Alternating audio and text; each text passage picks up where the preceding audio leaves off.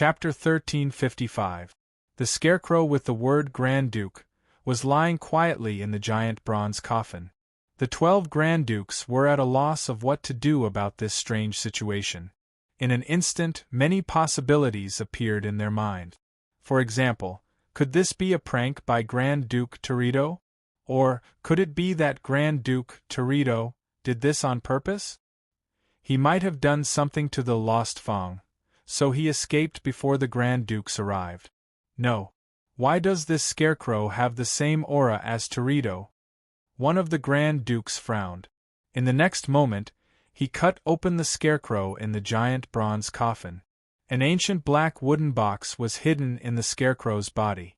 Obviously, Grand Duke Torito's aura came from this black wooden box.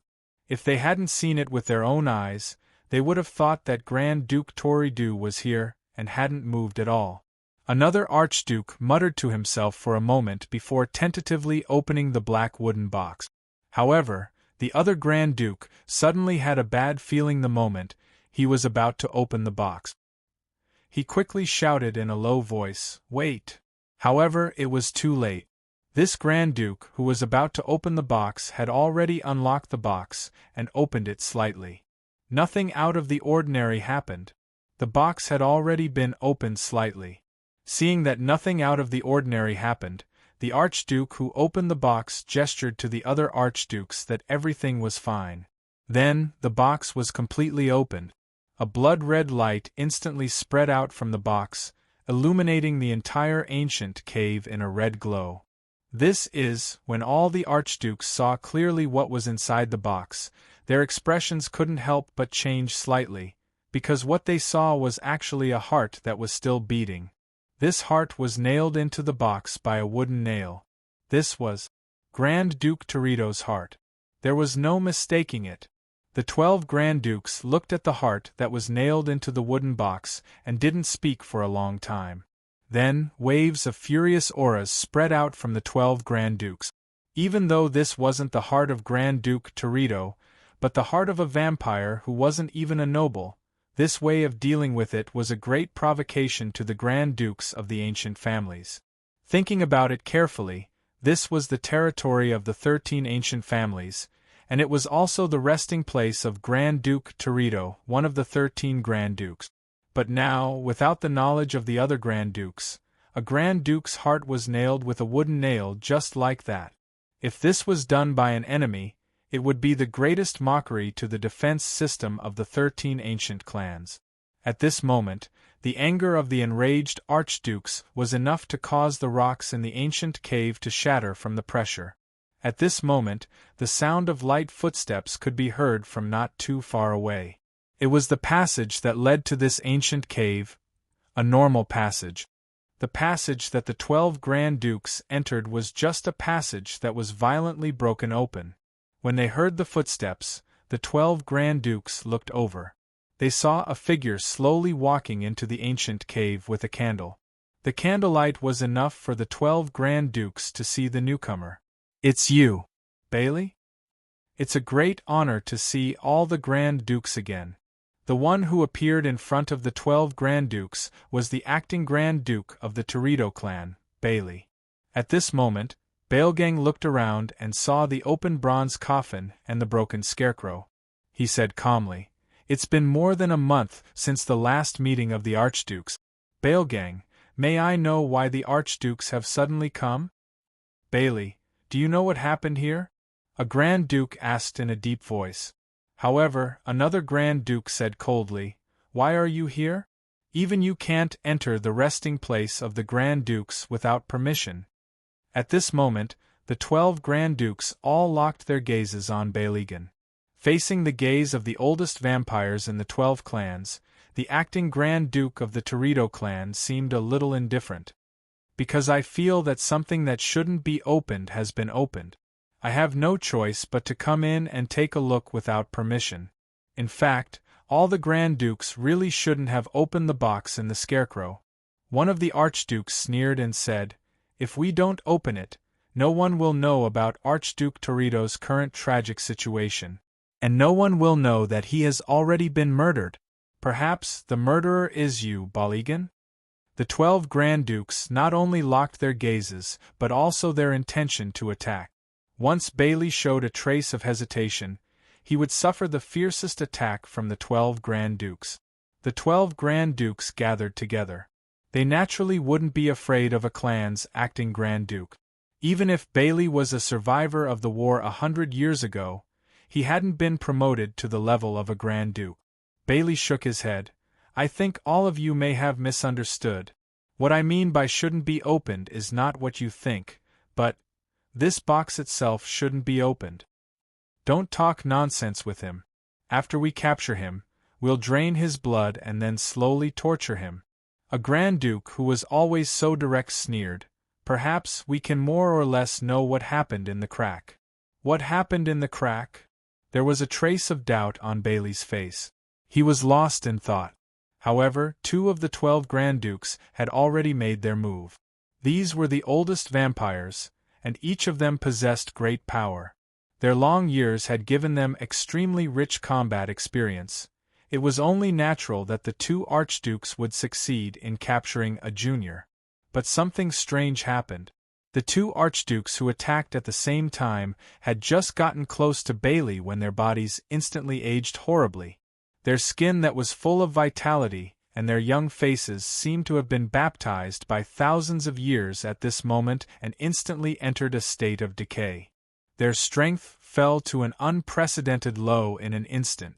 Almost at the same time, the other 10 Grand Dukes had similar changes on their bodies. Their hair turned white in an instant. They turned from plump to ugly and shriveled bodies in an instant. Bailey, what did you do to us? There was a frightened tone. The 12 Grand Dukes were shocked and angry at this time. This kind of aging state was simply unbelievable for vampires. Even if they were fasting, it was impossible for them to age like this. They even felt the approach of death. Didn't I say that something that shouldn't be opened was opened? Bailey directly hit the 2 Grand Dukes in front of him. The 2 Grand Dukes whose bodies aged instantly couldn't even resist. Their bodies were directly hit and flew out, crashing into the rock wall of the cave. The speed of your aging is much faster than I thought. At this time, Bailey slowly walked to the damaged scarecrow and seemed to be mocking. It seems that in order to prepare for the next sacred blood ceremony, so many Grand Dukes have really put in a lot of effort. They should have drawn out a lot of their own origin blood, right? No. We are very clear about your ability. You don't have the ability to make people age. The Grand Dukes' voices were quite certain, but there was a trace of fear in the certainty. Their stamina and strength, in this short period of time, had once again dropped to a frightening low. Now, they were even weaker than a newborn vampire. Did I say that this was caused by my ability? Bailey shook his head and reached out to pick up the box on the ground. It's this. This is the one. What is this? At this time, Bailey chuckled. Pandora! Pandora! Pandora's box? The 12 Grand Dukes who were already on the verge of death had extremely horrified expressions on their faces at this moment. As the Grand Dukes of the clan, they belonged to the ruling class in the inhuman domain. Naturally, they were very clear about the essence of the inhuman domain. This place was actually a special space built by the god kingdom of the destroyed Greek god system. In this god kingdom, there were many treasures of the Greek god system. For example, the master of the Magician Association's Scarlet Flame Tower had a legendary golden apple tree. You actually placed such a terrifying thing in the resting place of the Grand Dukes of the clan? It was no longer the time to think about how such a terrifying thing fell into Bailey's hands, but the current terrible situation. They went from fear to disbelief, and then to despair. In just a few seconds, they fell from the peak of inhuman to the brink of death without the ability to resist. The difference in between was so great that they couldn't get used to it immediately, even with all the hardships they had experienced over the years. I didn't ask you to open it, right? At this time, Bailey slowly closed the black wooden box expressionlessly. I have never forced you. Bailey! An angry Grand Duke didn't care about his terrible state at this time and crazily pounced forward. However, his whole body was now like a rotting corpse. As he struggled to move forward, flesh and blood kept falling from his body. He kept waving his hands. His wrists began to fall, and his arms began to fall. In the end, he, who was like a skeleton, fell to the ground and turned into a pool of horrifying pus and blood.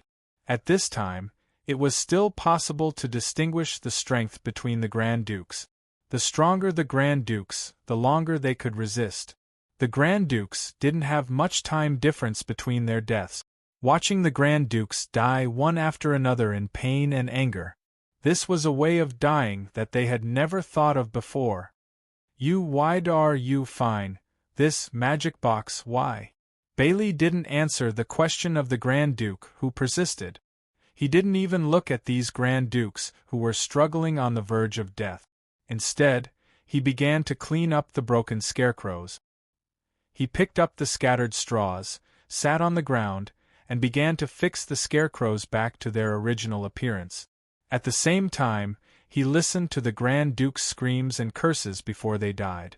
Until the last Grand Duke begged for mercy and turned into a pool of pus and blood, and the scarecrows returned to their original appearance.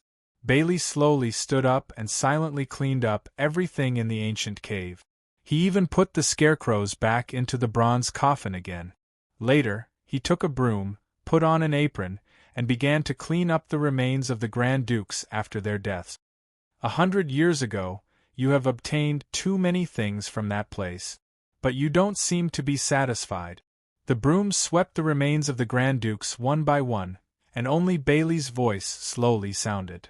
Later, the first Tower Master, Hui Yao, suggested an alliance. You didn't even think too much, and quickly decided to destroy that place and take everything from it. You are like the audience in the arena, sending everyone into the trap of this giant beast. You who didn't experience the horror of that war, have you ever thought about the despair we felt when we faced that horror? Just like now. When the last of the cleaning items were swept away, Baligan picked up the candlestick again and closed the entrance of the ancient cave. Before leaving, Baligan stood at the stone door with his back against the stone wall and muttered to himself, "I've gotten justice for all of you. Although it's not in the way I wanted, and at the same time, it's so sudden. Rest in peace, my comrades." After he left, the place returned to silence again. The Grand Duke's heart that was hidden in the magic box was still releasing the Grand Duke's aura. It would make the vampires of the Toredo clan feel at ease. However, at this moment, in the territories of the other 12 clans, there was an unprecedented horror. The vampires of the 12 clans knelt on the ground in pain.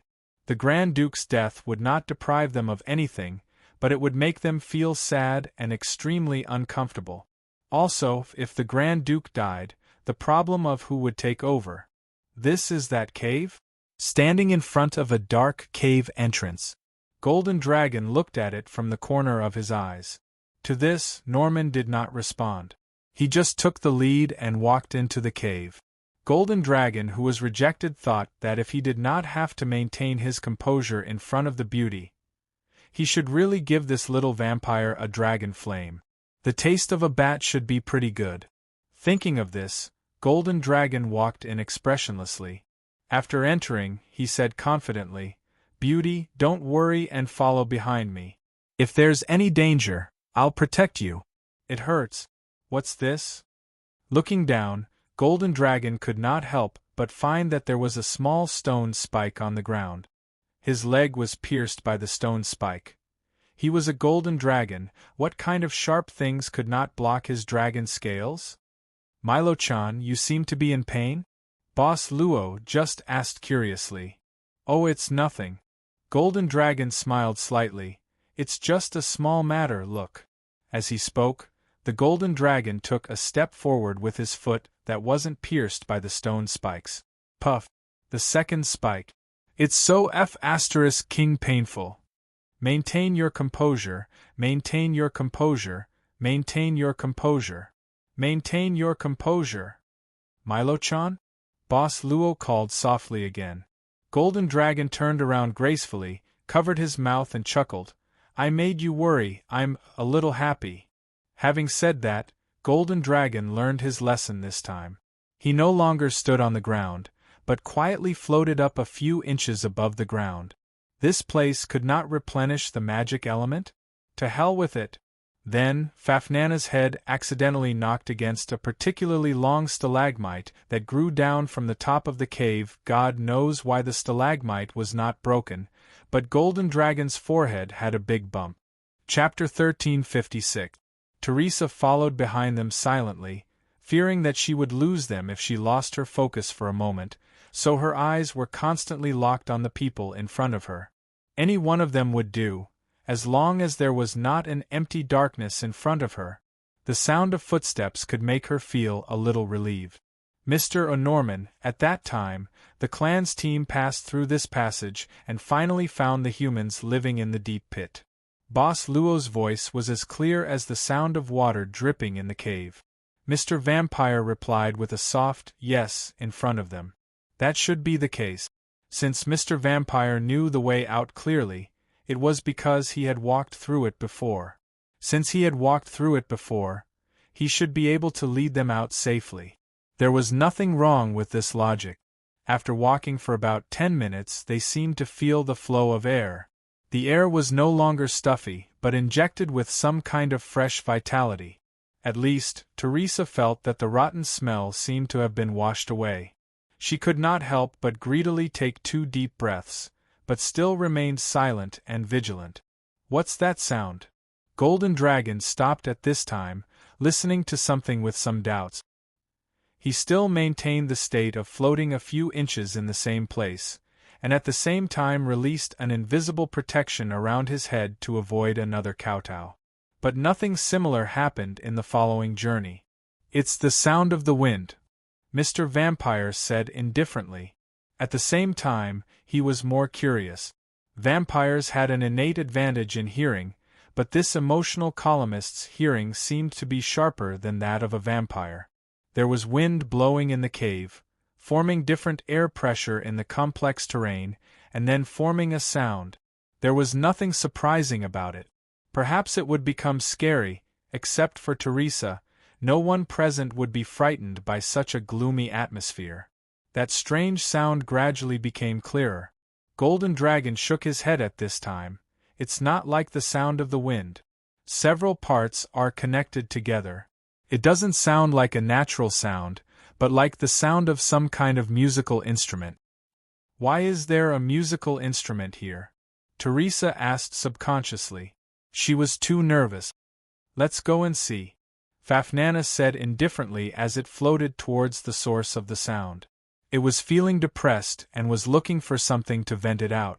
After waking up from its coma, the Golden Dragon's powerful recovery ability made it no longer as weak as when it was fighting those vines. Instead, because of that strange medicine, it had squeezed out all its energy, causing it to be even stronger than before when it recovered its energy. It felt like it could fight 10 people at once. But it had to be elegant and beautiful. Seeing that the Golden Dragon had already acted on her own, Mr. Vampire frowned, but he saw Boss Luo naturally followed her, followed by Miss Maid. After hesitating for a moment, Teresa felt that the man and woman who came to visit her sister Maria in the morning were more familiar with her. She could only brace herself and quickly follow them. After some consideration, Mr. Vampire felt that it would be safer to not let these mysterious people out of his sight, so he could only bring the young girl Mina with him. The interior of the cave could not be said to be connected in all directions, but there were quite a few forks. However, with the guidance of the sound, the Golden Dragon quickly found the source of the sound. It was coming from a cave in a cave passage. It was very clear. That strange sound was indeed like the sound of some kind of musical instrument. But it was obviously not a human's instrument because the sound was messy. The Golden Dragon directly released a fireball in its palm, illuminating the surroundings and looking at the entrance of the cave. After walking forward for about a few meters, it found that there was something blocking the entrance. It was made of animal skin and bones, something like a curtain. It seems that someone used to live here. Fafnana turned back and said, then opened the curtain and walked in. Everyone followed her one by one. The space behind the curtain was not big, about 10 square meters. There was a stone plate placed in the middle of the room. It looked like a table, and there were some dried algae on the ground, as well as some simple tools. The source of the sound was quickly found. It was from a bone flute placed on the stone plate. After the outside air flowed in, it formed a messy sound that everyone could hear through the air holes. Bah! Teresa let out a low cry of surprise. At the end of the line of sight, she saw 2 skeletons placed in the corner of the cave, sitting on the dried algae. They are human bones. Teresa was so nervous that she directly grasped her collar. It seems that they are the 2 guys who were exiled in Goldie's diary. The golden dragon glanced at them and seemed to lose interest in this exploration. Well, it was not happy that it could not find a target to vent its anger. But it looked at the vampire who was also looking at this cave not far away with some doubt. This place was not far from the exit route, or rather, it was just next to it. Why did this vampire seem to know this place for the first time? Logically speaking, the guy from the Torito clan should have entered from this route with his troop. It was impossible that he didn't check the surrounding terrain and didn't find this place, right? After all, it was not a particularly secret place, or rather, no secret measures were taken at all. However, Mr. Vampire did not speak, and Huang Jinlong was too lazy to speak. Then, he began to focus his attention on Luo Meiren, thinking if he should think of a way to send Luo Meiren's troublesome ugly girlfriend away after returning to the ground. What no one knew was that at least the non-humans in the inhuman domain didn't know was that this popular writer of the emotional column had almost zero combat experience. In short, she was just a theorist who had no actual combat experience. Since there is no discovery, let's go, Busby suddenly said in silence. There seems to be a diary here. Boss Luo walked to the 2 skeletons.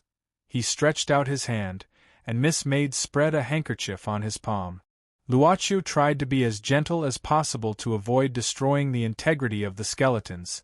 After moving one of the skeleton's hand bones away, he picked up a roll of animal skin handkerchief under the hand bones.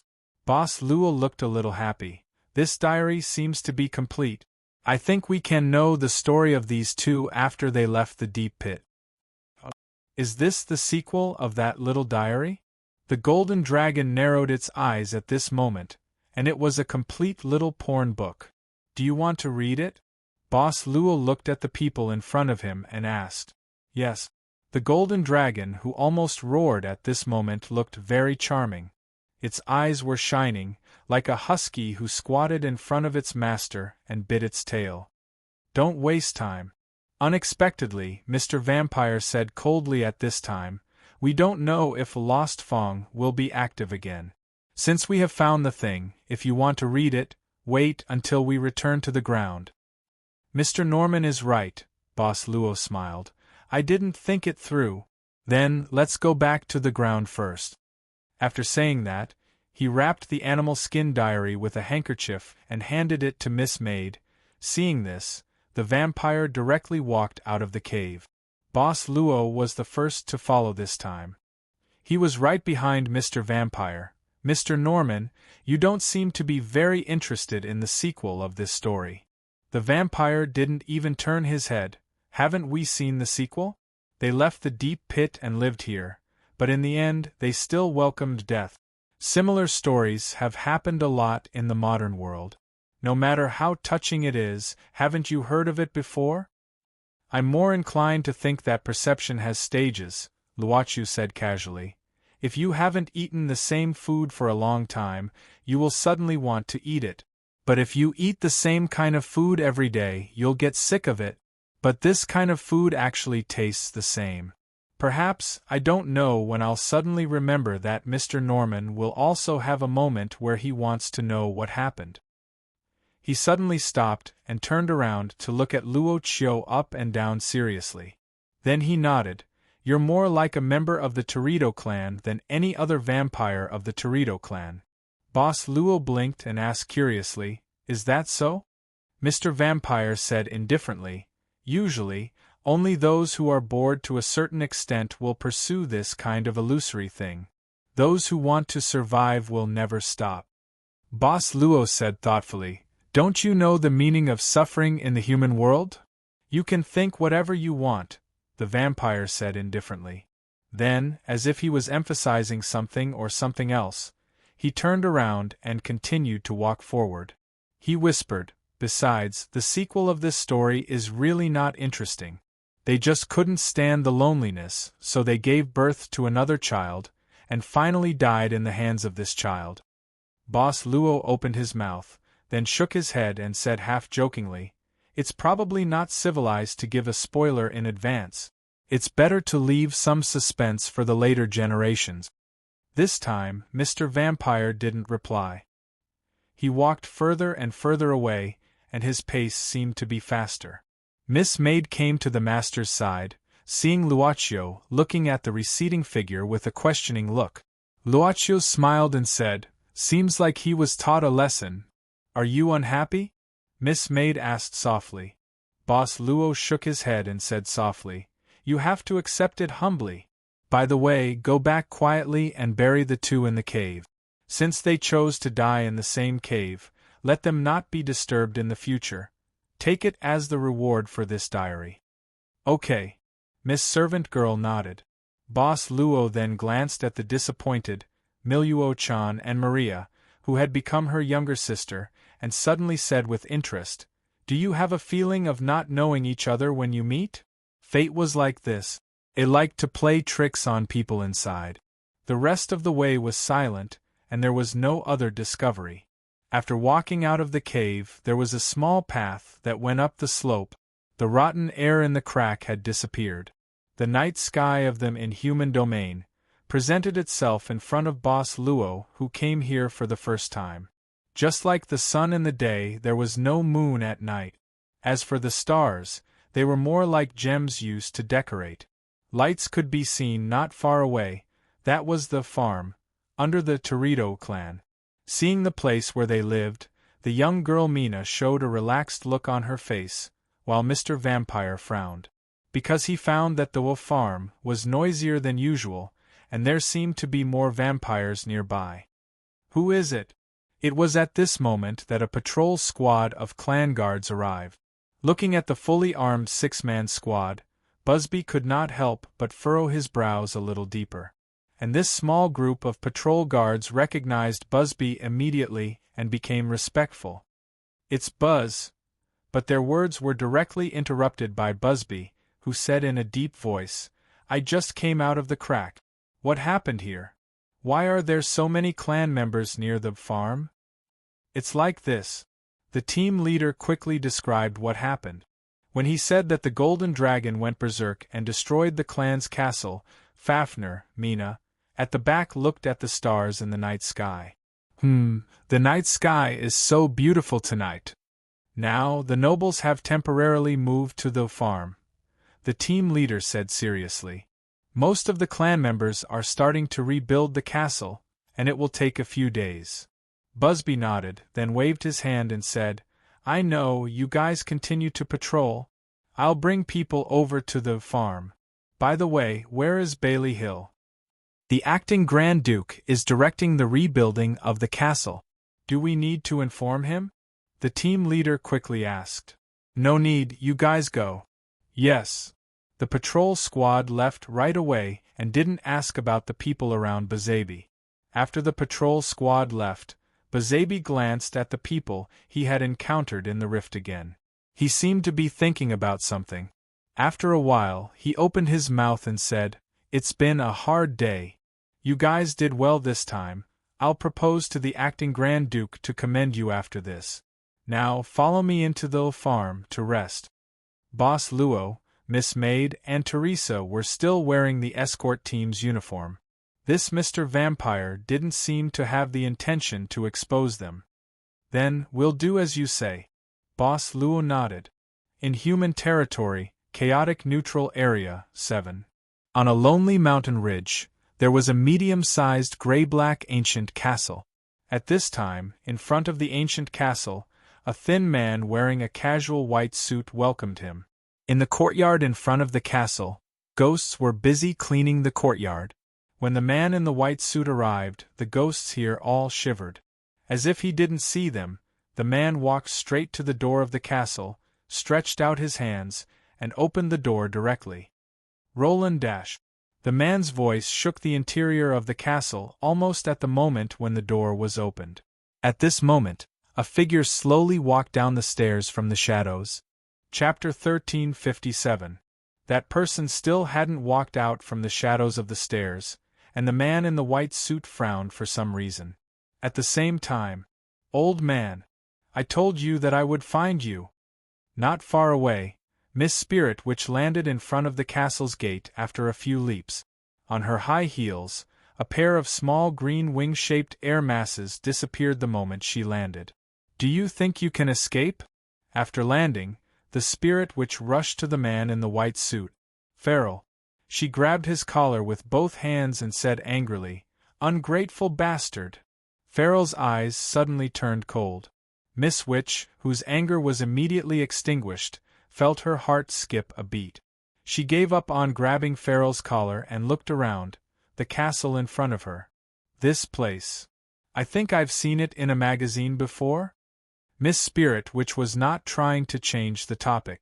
She really felt like she had seen this place before. After entering them in human domain, through the coordinates, she had been chasing Feral all the way. She did not have time to determine her specific location. She only knew that she was in a chaotic area. Wait.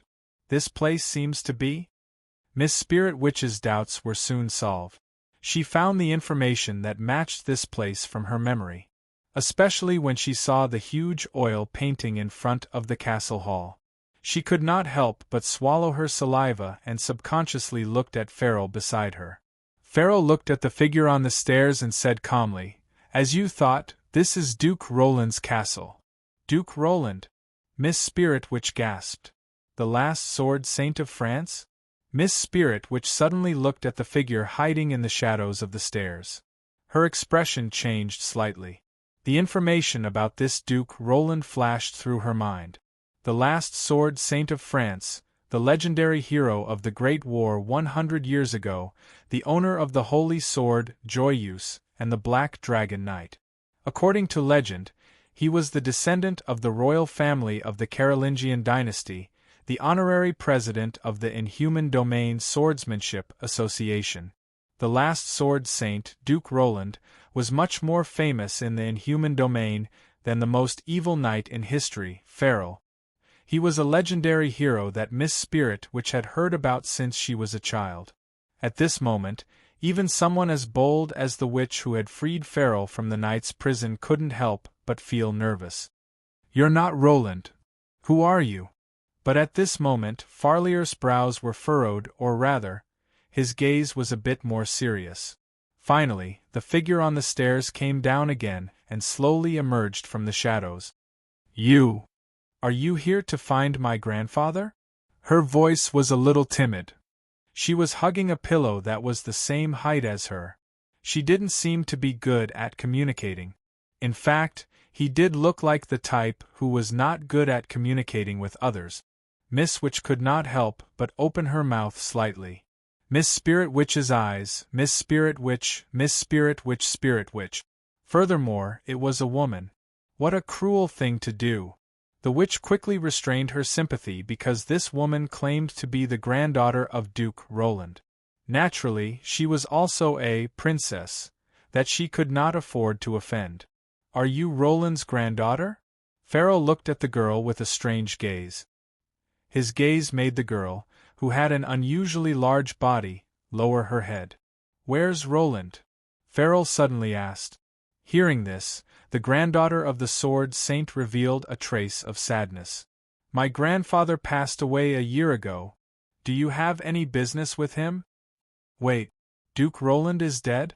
Miss Witch was stunned and asked in disbelief, "What is this? Why have I never heard of such a big thing?" Feral remained silent.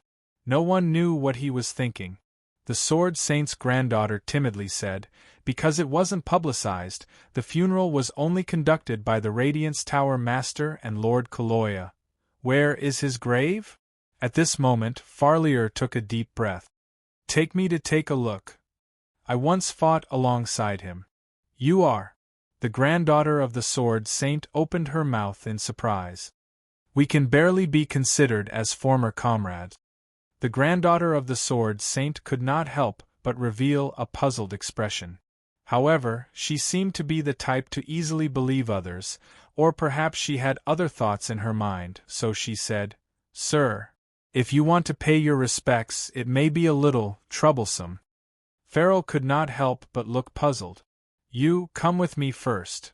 The girl with an unusually large body sighed and said. Duke Roland's grave was in a courtyard behind the ancient castle.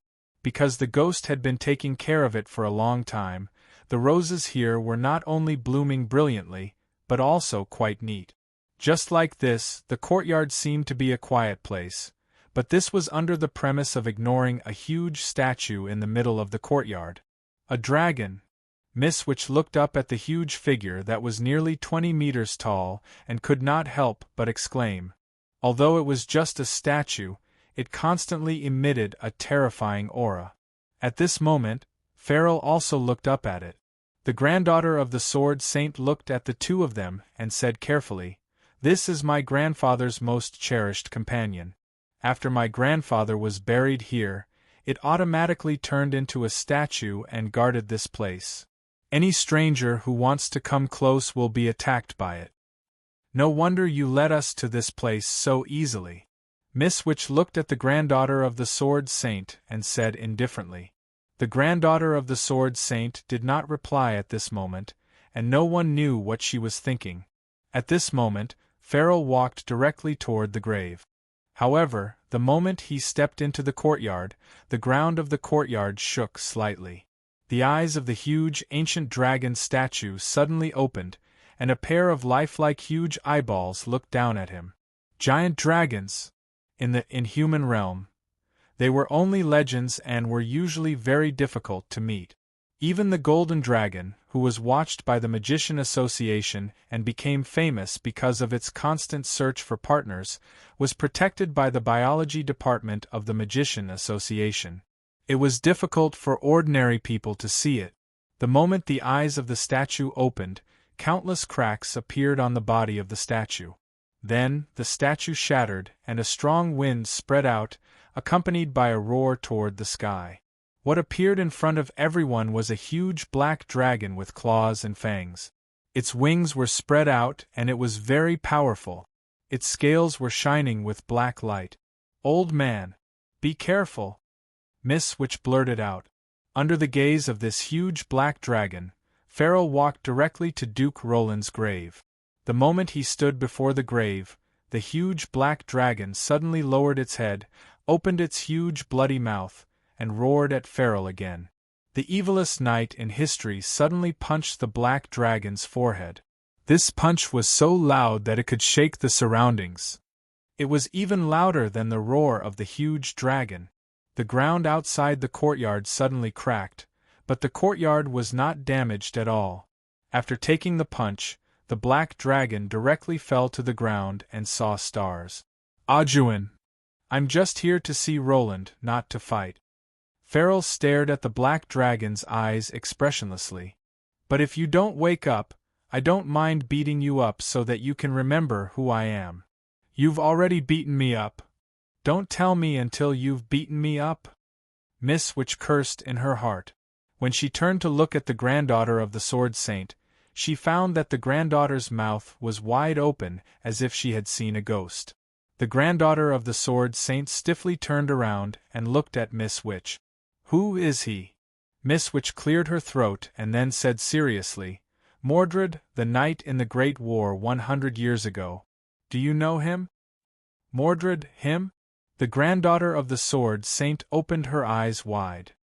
He's the lunatic that Grandpa mentioned? Shoo! Miss Witch suddenly strode forward and hurriedly covered the chubby girl's mouth with her hand. Then, she carefully stared at Farrell in front of the grave and felt relieved when she saw that he didn't respond. At this time, the black dragon lying on the ground with its tongue out, Ajuin's body emitted a faint light. Then, its body shrunk little by little and finally turned into a black-haired young man. There was a cross-shaped wound on its cheek, right on the bridge of its nose. At this time, the young man rubbed his head and showed a pained expression, as if he had seen a ghost.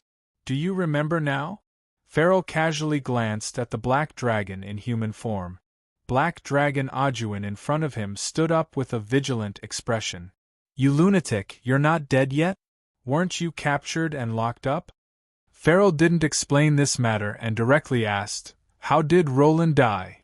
"His lifespan was up, so he naturally died." The black dragon shook its head. "Aren't humans that fragile? With Roland's bodily functions, it's not impossible for him to die of old age, but it would take at least 100 or 200 years. Farrell coldly snorted. "I'm not dead, so he naturally won't die either. He died of illness." Black Dragon Ajuin impatiently stated another reason. Farrell raised his eyebrows and a violent and crazy aura suddenly swept through the entire courtyard. The black dragon youth in front of him couldn't help but slightly change his expression, but it seemed that he didn't intend to say yes. He just gritted his teeth and showed a fearless attitude. God knew why his legs were slightly trembling at this moment. However, Farrell did not make a move. He maintained his terrifying aura and remained motionless. All of a sudden, Farrell's figure flashed, but he did not attack the black dragon. Instead, he attacked the granddaughter of the Sword Saint who was standing beside the witch. He also punched out.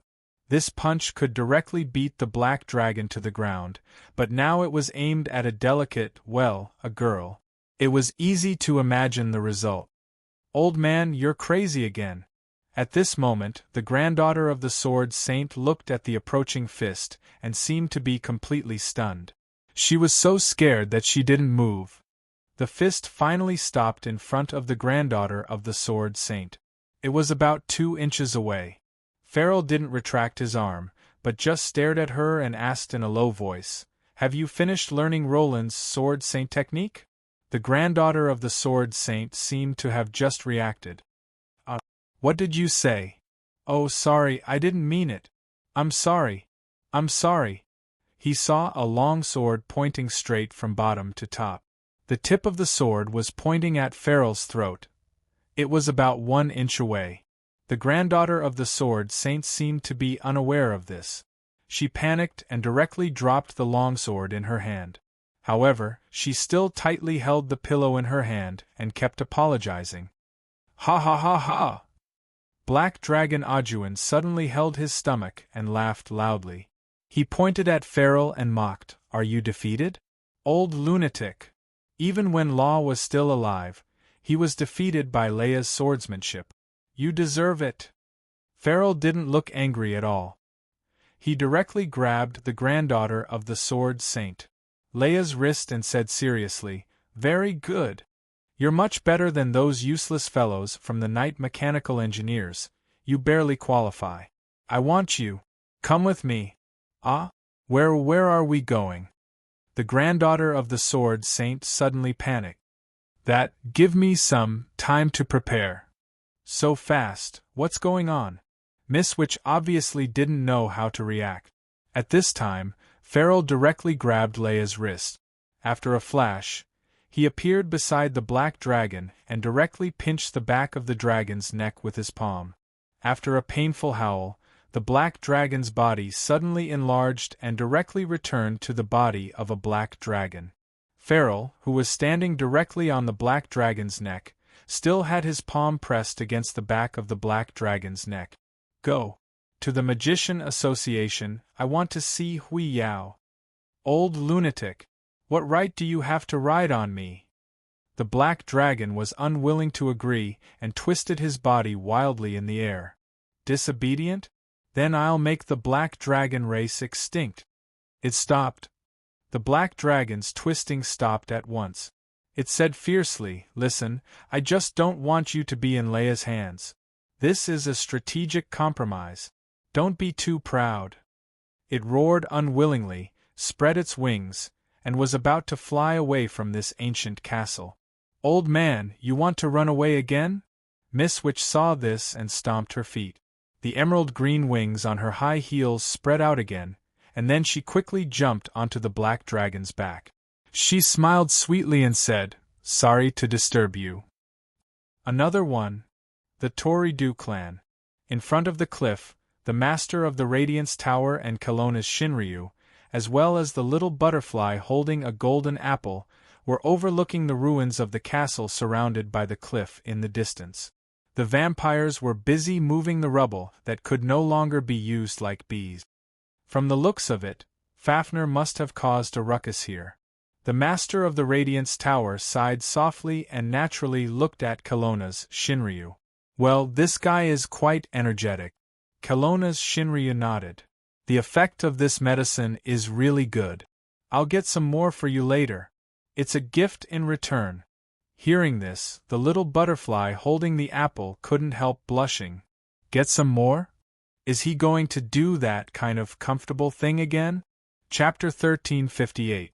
After avoiding the topic of the golden dragon destroying the castle of the Toridu clan, the Shinryu of Kelowna lit a cigarette to calm herself down. Then, she suddenly asked, "Aren't you going to take care of that little guy called Secret Steel?" Calling him a little guy was fine. After all, the Shinryu of Kelowna was much younger than her. Regarding this, the first tower master, Hui Yao, did not have any objection. However, he shook his head and said, "The relationship between the tower masters is not that of a superior and a subordinate. Strictly speaking, we are all companions who pursue the pinnacle of magic. Since Secret Steel came here without notifying us, he probably has his own reasons. I know him better than anyone else. If there's a need, he won't hide it from us." "Is that so?" Long Shirua nodded. She blew on the cigarette and said casually, "You're so trusting." The tower master of the Radiance Tower smiled and said, "Probably, I'm the kind of person who trusts others easily. Besides, humans are always suspicious." Little brat. Long Shirua looked at her with disdain. But she thought that she was similar to her in some matters. So, she put out the cigarette and said, "What are you going to do now? Fafnir seems to have disappeared around here. You don't want to see Secret Steel either. You can't just stay here. Let me tell you, my time is very precious. Every minute is worth hundreds of thousands of secret crystals. Teacher, if you need it, I still have some in my private vault this year," the tower master of the Radiance Tower said softly. "All right. I'll stay here." The tower master of the Radiance Tower looked at the busy vampires in front of her. Then, she looked at the bottomless abyss below and frowned. It's strange. Not long ago, that thing's reaction seemed to have suddenly disappeared. That thing? Long Shirua imitated Hui Yao's action and looked at the crack of the abyss below. Speaking of which, then inhuman territory wasn't something that the Shinryu Kelowna was afraid of. After all, she had lost the support of Kelowna in this place, and there was no such thing as unlimited stamina. One of the things he was afraid of was the tower master of the Radiance Tower, who had an ill-fated master-disciple relationship with him many years ago. This guy knew his weakness all too well. The other thing was that there was something beneath the 13 clans. Whenever the Shinryu explored the inhuman domain, he could vaguely sense that there was something terrifying beneath the lost rift. The size of that thing should be beyond the limits of this world. In Eastern vernacular, they were obviously immortals who could have ascended thousands of years ago, but they refused to leave, and so on. It wasn't that she hadn't thought of going over to investigate a few times, but due to various reasons, she hadn't done so. Should she take advantage of this opportunity? Long Shirua secretly glanced at Hui Yao and finally gave up on the idea. Who knew what kind of strange things would happen if she went down to explore this time? The Shinryu Kelowna always felt that he had something against the inhuman territory. Indeed, teachers should know that I have the ability to gather information about the inhuman territory. The Tower Master of the Radiance Tower nodded firmly. All these years, the 13 clans have been using the sacred blood ritual to awaken the thing hidden in the abyss. In recent years, I've begun to feel that the consciousness of the thing below is getting stronger and stronger. But now, it's strange. Isn't that a good thing? Long Shirua shrugged and said, there are fewer troublesome things, and we're free now. We don't have to worry about how it disappeared. The Tower Master of the Radiance Tower smiled bitterly and said, the management here is slightly different from teachers. I can't be like teacher in the East, where all the Inhumans are in awe of him. Should I say that there are too many beliefs here, or because there are too many beliefs it has become a land of no beliefs? With that, Hui Yao gently tapped the super long magic wand in his hand on the ground, and then he opened a rectangular spell on the ground. He closed his eyes. After a while, he opened his eyes and said, finally, I've found the specific location of Fafnir. Have you found it? Long Shirua suddenly became spirited. Where is it? The Tower Master of the Radiance Tower looked a little surprised and said, it seems to be near Torito's farm. Farm? The little butterfly monster blinked and asked curiously, Sister Long, do vampires also need to farm? Long Shirua sneered and said, the concept of a vampire's farm is different from the one you know. You'll be surprised later. The Tower Master of the Radiance Tower once again tapped the ground with his magic wand and interrupted, let's move over. If Fafnir destroys the clan's farm, it will be more serious than destroying the place where they live. Long Shirua said disdainfully, only you can allow such a farm to exist. Hui Yao could only smile bitterly and said, we can't let the 13 clans set their sights on the modern world. A hungry vampire can do anything. Now, most of them can be placed in the inhuman territory. This price is already reasonable. Kelowna's Shinryu did not express his opinion again. Then, he said indifferently, you have to think about it carefully. This kind of peace may not last long. The development brought by peace will soon reach the limit of what this place can bear. Once this territory is broken, you may not be so lucky as to be able to find another destroyed kingdom of God to build a new inhuman territory. Hui Yao's expression changed. Teacher knows. Long Shirua said indifferently, I can feel it. The space structure here is a little unstable. Indeed. Hui Yao sighed and said, there are more and more changes recently. It should be soon. As he spoke, the teleportation spell was fully activated. A stream of light flashed and they disappeared from the cliff.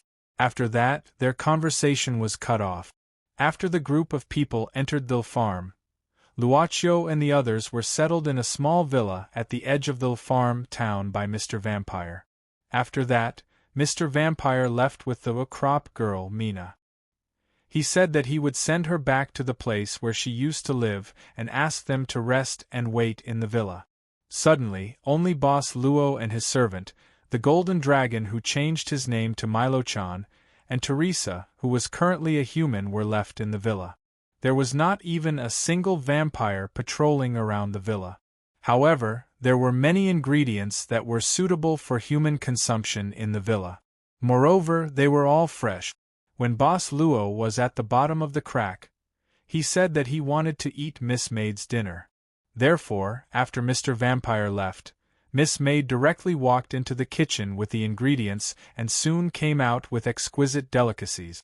As for Huang Jinlong, he took advantage of this period of time and discovered a huge bathhouse in the villa. He was already planning how to take a bath with the beauty. When he thought of the exciting plot, Huang Jinlong immediately had 2 lines of nosebleed. As for the problem of suppressing the gun, it did not exist. Delicious. It's really great. Although the appearance of the food on the table was enough to give a high score, when it entered her mouth, the moment it exploded in her mouth, Teresa could not help but exclaim in surprise. Speaking of which, Miss Teresa, has Miss Maria woken up yet? Boss Luo put down his hands in front of the table and asked. Teresa shook her head.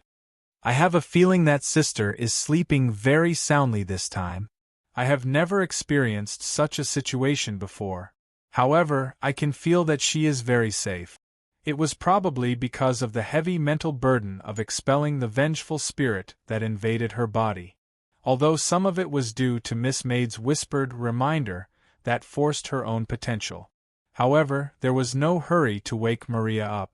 Although the original intention of this trip was to find Huang Jinlong and solve the problem of Huang Jinlong's fertility problem, they should not stay here.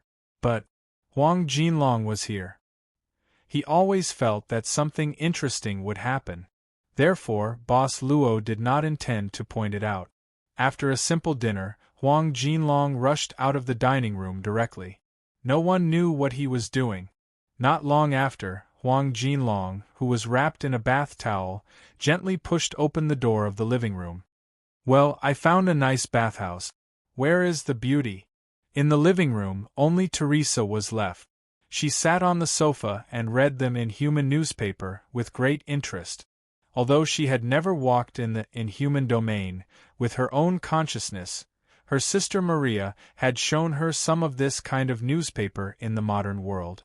Every time he looked at this kind of magical moving newspaper, he had a strange feeling about Teresa's arrival. They went out. Teresa raised her head at this time. They said that they are going for a walk after dinner.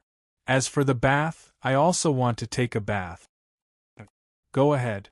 Huang Jinlong shook his head, turned around, closed the door, and left. Then, Teresa heard a vulgar word coming from outside the living room. Then, the whole villa shook violently. Teresa rushed out of the living room in a panic. She saw that the corridor outside had cracked, and then the walls had turned black. In addition, there was a big hole in the ceiling. This Milo-chan seemed to have disappeared. A stream of light flashed. The master of the Radiance Tower, Shinryu, and the little butterfly monster landed at the edge of the farm town. In the woods outside the town, a little fluorescent light was floating in the forest.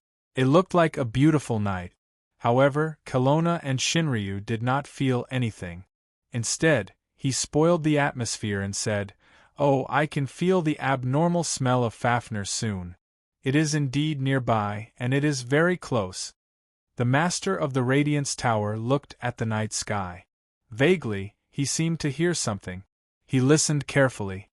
"Beauty! Beauty! Beauty, where are you? Beauty!" In the sky, a figure wrapped in a bath towel flew and approached from afar. After Kelowna and Shinryu heard this, they suddenly felt a chill. Why do I have an impulse to beat this guy? Teacher, can you control yourself? The master of the Radiance Tower immediately persuaded. Beauty! Beauty! Beauty! Kelowna and Shinryu suddenly clenched his fist. No.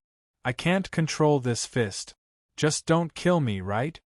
After that, Kelowna and Shinryu directly rushed to the sky. Teacher. The master of the Radiance Tower couldn't help but sigh. Then, he looked at the little butterfly monster and asked helplessly, "Is teacher's temper like this recently?" The little butterfly monster thought with her finger in her mouth. Well, it seems that after coming back from Mount Tai, I don't know why he became angry easily. Mount Tai? The master of the Radiance Tower was startled. Then, he said, "Is it the thick fog incident that happened in China not long ago?" Yes. The little butterfly monster nodded. The master of the Radiance Tower pondered for a while. Then, he felt that the flow of magic essence had begun to become denser, so he directly said, "Can I ask you for a favor?" "Of course." The little butterfly monster quickly nodded. The master of the Radiance Tower said, "Teacher's movements are a bit loud. I want to set up a static enchantment here, and try not to alarm the clan vampires in the farm. If possible, please let teacher be a bit quieter." Okay. The little butterfly monster directly opened her colorful butterfly wings and flew out of the forest. Seeing this, the tower master of the Radiance Tower heaved a sigh of relief and began to focus on preparing the spell he had mentioned. A spell to isolate sound was silently activated in the small town of the farm. Even the high-ranking nobles of the clan, who were temporarily staying in the farm, did not notice it.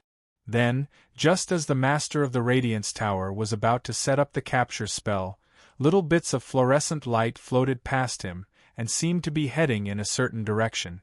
The master of the Radiance Tower looked at the direction where the fluorescent light gathered in confusion and couldn't help but frown. Not far from the villa, there was a small forest filled with fluorescent light. Even at night, one could see flowers everywhere in the forest. Many of them could be considered as treasures in the modern world. "I'll wait for you here. Then I'll come back after I'm done." The servant girl nodded. The place she wanted to go was naturally the cave passage on the way out of the crack, where Norman and Beakies lived. According to Boss Luo's intention, she should tidy up that place so that no one would disturb them. When he could do it manually and had ample time, Boss Luo would naturally choose to do it by himself. After the servant girl left, Boss Luo directly sat down under a small tree in the forest. He opened the second animal skin handbook. At this time, the fluorescent light in the forest began to gather here. They gathered into a whirlpool above the small sea of flowers and scattered over every inch of the place, making the brightness of the place suitable for reading. Perhaps we were all wrong. Children are not scary at all. What we are afraid of is just the fear of recalling the days when we were crops. The second child of Beakies and I actually didn't need much. Just a little blood every day. What a cute child. Because of the arrival of the second child, even if we live in a place far away from our companions, we don't seem to feel lonely. I like it when the child calls me daddy, and I like it when the child calls Beakies mommy. Once again, I feel the heartbeat that I felt when I first came to this place. Every day is a blissful day. I don't know why Beakies' body suddenly became weak. It became worse. What should I do? What should I do? I have no choice. Maybe there's not enough food. I can't let the child and Beakies starve. So today, I secretly went back to the place where my companions lived. I didn't get any food from my former companions. They seemed to have changed. I could only take some risks and go further away to find some fresh algae. There's no other way. The nearby places where I could collect algae were guarded by them. Fortunately, I accidentally found a place full of algae, and it was very close to home. What a lucky discovery. Today, I finished collecting earlier than usual. I was full of expectations and went back home early, but I finally knew that Beakies' body was getting weaker day by day. She's secretly feeding the child more food behind my back. What did I do? What did I do? I picked up a weapon and hit the child directly. It was still in Beakies' arms. But at the same time, it was biting Beakies' wrist. What did I do? I'm sorry, my child. Beakies hugged me tightly and cried. She told me that she did everything willingly. She asked me to let the child go, it was all she had. I loved her deeply, I couldn't refuse her request. This animal skin handbook was much more delicate than the first one. There were several pages stacked together. Boss Luo stacked the page that he had finished reading and was ready to continue reading. But at this moment, there was a slight sound of footsteps beside him. It wasn't Miss Maid who came back. If Yi came back, Luo Qiu would feel it. Boss Luo looked up and saw a blond young man wearing a white robe with a long wand in his hand. The fluorescent light was like the gathering of stars and turned into a river of stars.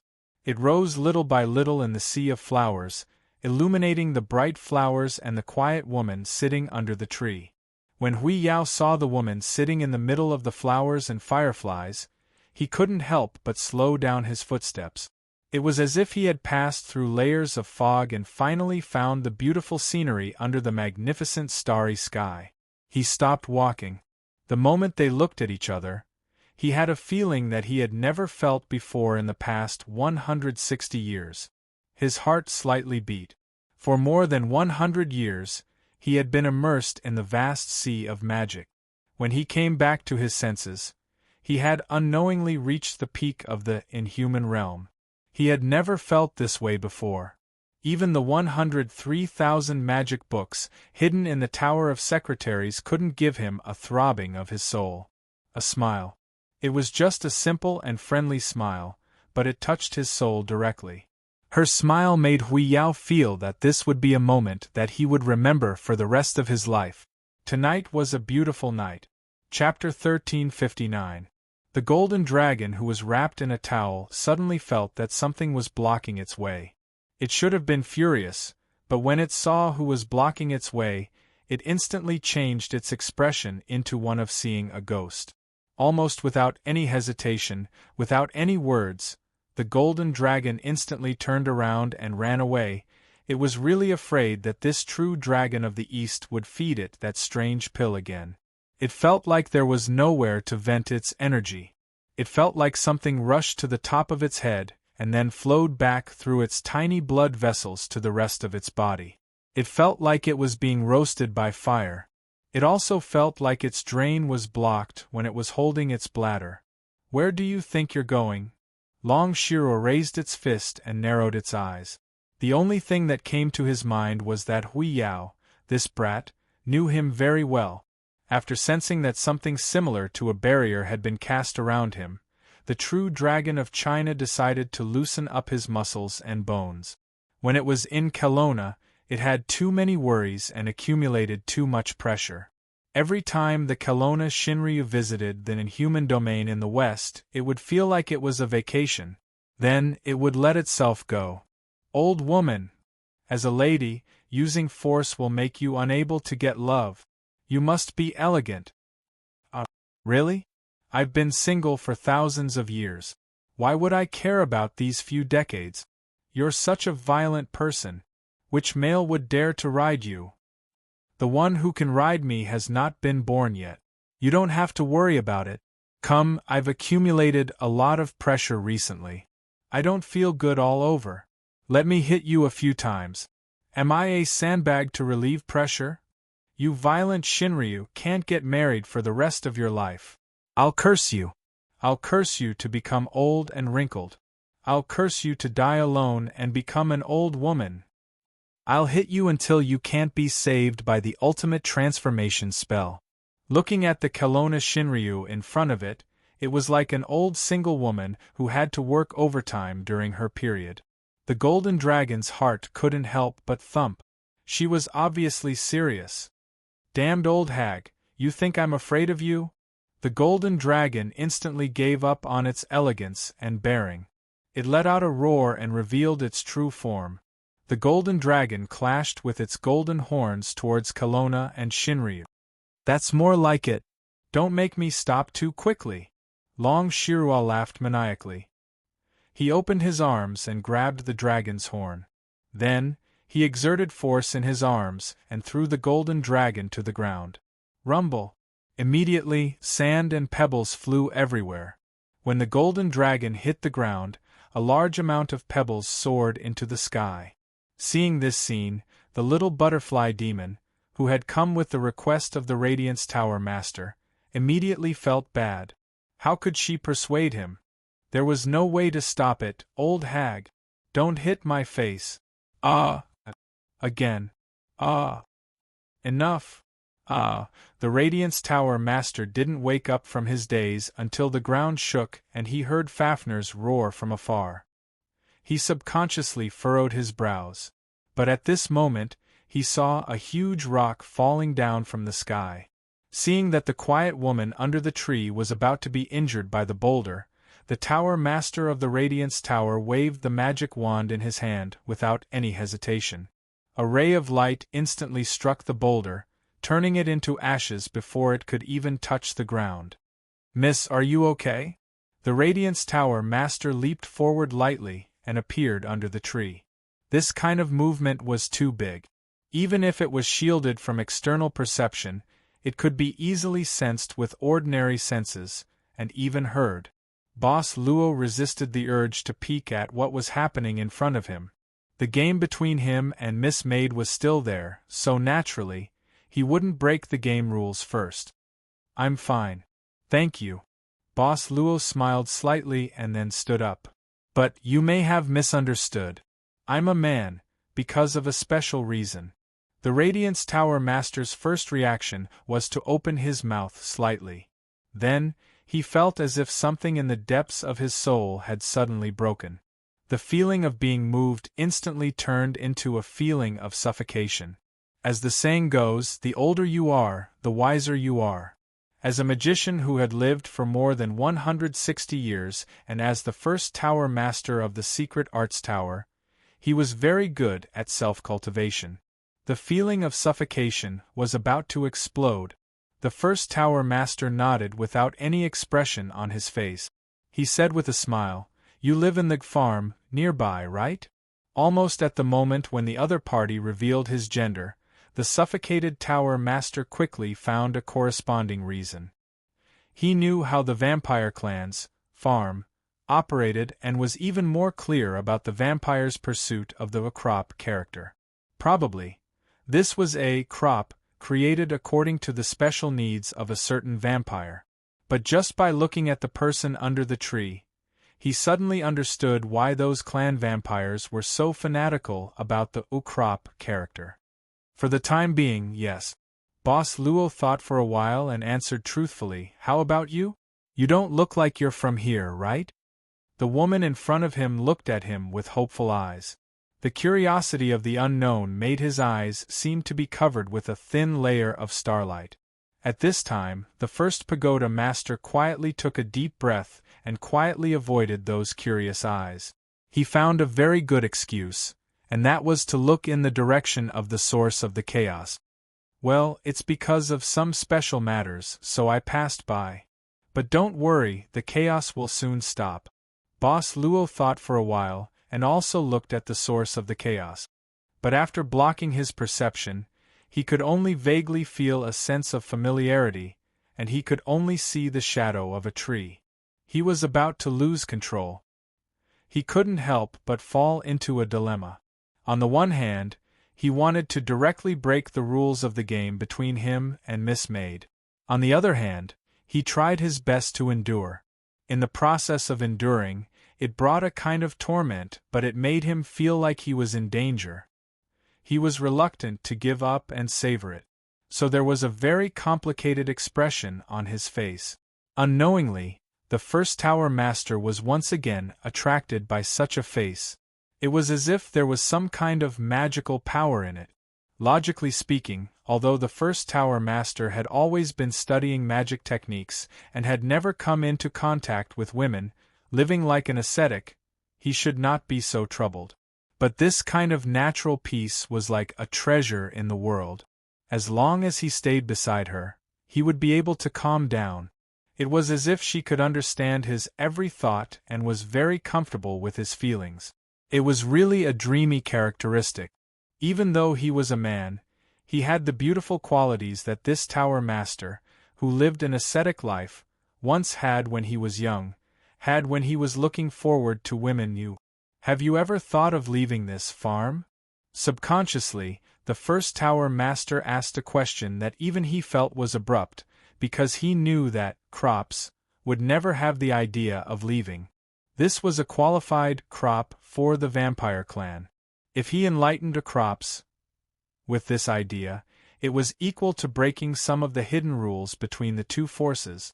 But he didn't seem to regret it. "Leave this place?" Boss Luo said subconsciously, "but I haven't thought of where to go next. Let's talk about it later. I really want to activate omniscience. I already have this idea." "If that's the case, it's not considered breaking the rules, right?" The first Tower Master's eyes lit up. He stared at the figure under the tree again and deeply imprinted this appearance in his mind. Then he quickly said, "It's too dangerous here, you'd better leave quickly." As he said, the first Tower Master waved the magic wand in his hand. Beside Boss Luo, the light of the magic wand instantly turned into 3 light shields, surrounding Boss Luo. Boss Luo didn't feel any danger. His own defense mechanism naturally didn't have any reaction. He couldn't help but curiously look at the small diamond-shaped light shields flying around him. The Radiance Tower Master smiled slightly and said, This is a protection for you. If you don't want to, they will feel your thoughts and protect you. Remember, at any time, as long as you don't want to, you can do it. This way, even if he was summoned by the vampire clan to sacrifice, he should be safe. Sometimes, humans' thoughts were just a moment of impulse and wouldn't go through careful thinking. Such a situation would also happen to an inhuman. Although he was very frustrated, the first tower master didn't want this person under the tree to be under the vampire's body in the future. This seems to be something very noble. Boss Luo blinked his eyes. But, I'm really a man. I know. The Radiance Tower Master smiled casually. He had almost the strongest power in the inhuman domain and the largest force. Naturally, he didn't care too much about the secular views. You won't have any psychological burden. Being loyal to one's heart, not letting one's heart be tainted, and acting according to one's feelings. The first Tower Master, who was at this level, said frankly, "This doesn't affect my liking for you. However, it's not a relationship between the opposite sex. It's just a pursuit of beauty. At our level, the physical body is secondary. What we like friends and companions, are actually not inferior to lovers and the like. Compared to the pursuit of physical pleasure, the compatibility of the spiritual world is more pleasurable. When the human body can break away from the low-level needs, then we can truly recognize the essence of the human body. Putting aside gender, I feel that we will be friends with many topics to talk about." Not handsome, Boss Luo seemed to be inspired by something. He had reached the limit of wanting to peek at the blonde youth in front of him. It must be a very beautiful soul. This seems to be a culture of the East. Are you also interested in the Taoism of the East? The first Tower Master's eyes lit up again. Yes, I know a little about it. Boss Luo nodded his head. At this moment, the commotion seemed to have stopped. Hui Yao took a glance at the front. He could tell what he needed to do at what time, so he said directly, "I'm very happy to have met you. I'm looking forward to our next meeting. Perhaps it will be very soon." Hui Yao's figure slowly floated up into the air.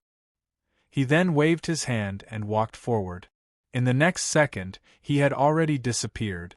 In the end, he restrained himself and did not pry into the blonde youth's inner thoughts. To some extent, Luochio had a terrifying self-disciplined character. He slowly exhaled. He only felt a warm feeling from the prayer beads on his wrist. Soon, he calmed down the waves in his heart. After calming himself down, Hui Yao slowly descended from the sky. As for the potholes on the ground, he could only pretend that he didn't see them. He just casually waved his magic wand. The soil began to surge. Soon, the surrounding ground was restored to its original state. At this moment, Kelowna's Shinryu leaned against a rock and smoked a cigarette. He looked like an old, unmarried, high-pressure young woman who had just finished a spa session. The word "satisfied" was written all over his face and he looked radiant. On the other hand, the little butterfly monster lowered her head and looked at the first Tower Master pitifully. Obviously, she felt sorry for not being able to complete her task. Hui Yao waved his hand and told the little butterfly monster not to be too concerned. Then, he took a look at Fafnir. Fafnir, who had fallen on the ground, was still in his dragon form. However, both of his eyes had turned white. He was biting his tongue and foaming at the mouth. Then, there were only a few pieces of the golden dragon's sturdy dragon scales left. As for his body, it was covered with greenish-black bruises. After that, he flipped over on the ground and his limbs twitched. Fortunately, he didn't go too far. At this moment, the first Tower Master heaved a long sigh. Well, it was great that he didn't kill him. He shook his head and walked to the front of the golden dragon. Then, he placed his magic wand on Fafnir's forehead and lightly tapped it a few times. The dragon's body began to shrink. Finally, it shrunk to the size of a human. However, this wasn't the golden dragon's original form. Therefore, it couldn't bring its own clothes. The Radiance Tower Master glanced at the golden dragon's flat private part and sighed again. In order to protect the young dragon, Kelowna's Shinryu directly waved his hand and covered the little butterfly monster's eyes. The Radiance Tower Master nodded his magic wand again. A long cloth appeared in the air and wrapped around Fafnir's body. Then, he sighed and said, "Teacher, I heard that the East has a kind of magic that can regenerate broken limbs. Is it useful?" Long Shirua glanced at Fafnir again and shook her head. "How many times have I told you? Just use the Taoist technique. Forget it. This kind of Taoist technique needs to be cultivated by oneself. This guy can't cultivate it. There are some medicine that can regenerate broken limbs. However, it's in the Xianyuan Palace's treasure vault. Even I can't just go in and take it." The Radiance Tower Master nodded. "It seems that we can only see if we can refine a 6-star regeneration potion. This is a headache. If we can find that Master Rainbow Potion." "Don't you have 2 secret potion masters in your secret arts tower?" Long Shirua asked, puzzled. "Those 2 masters aren't good at this kind of secret potion." The Radiance Tower Master shook his head and sighed. "However, we can still give it a try. We can't let the Golden Dragon die out in this generation. If that's the case, I'll be ashamed to face old Fafnir." Okay. Kelowna's Shinryu couldn't bear to see such a lamenting appearance. "If there's no other way, I'll just go to the Xianyuan Palace. This old face of mine should still be useful." The Radiance Tower Master directly bowed to Kelowna's Shinryu as a disciple. "Okay, let's go now?" Long Shirua asked directly.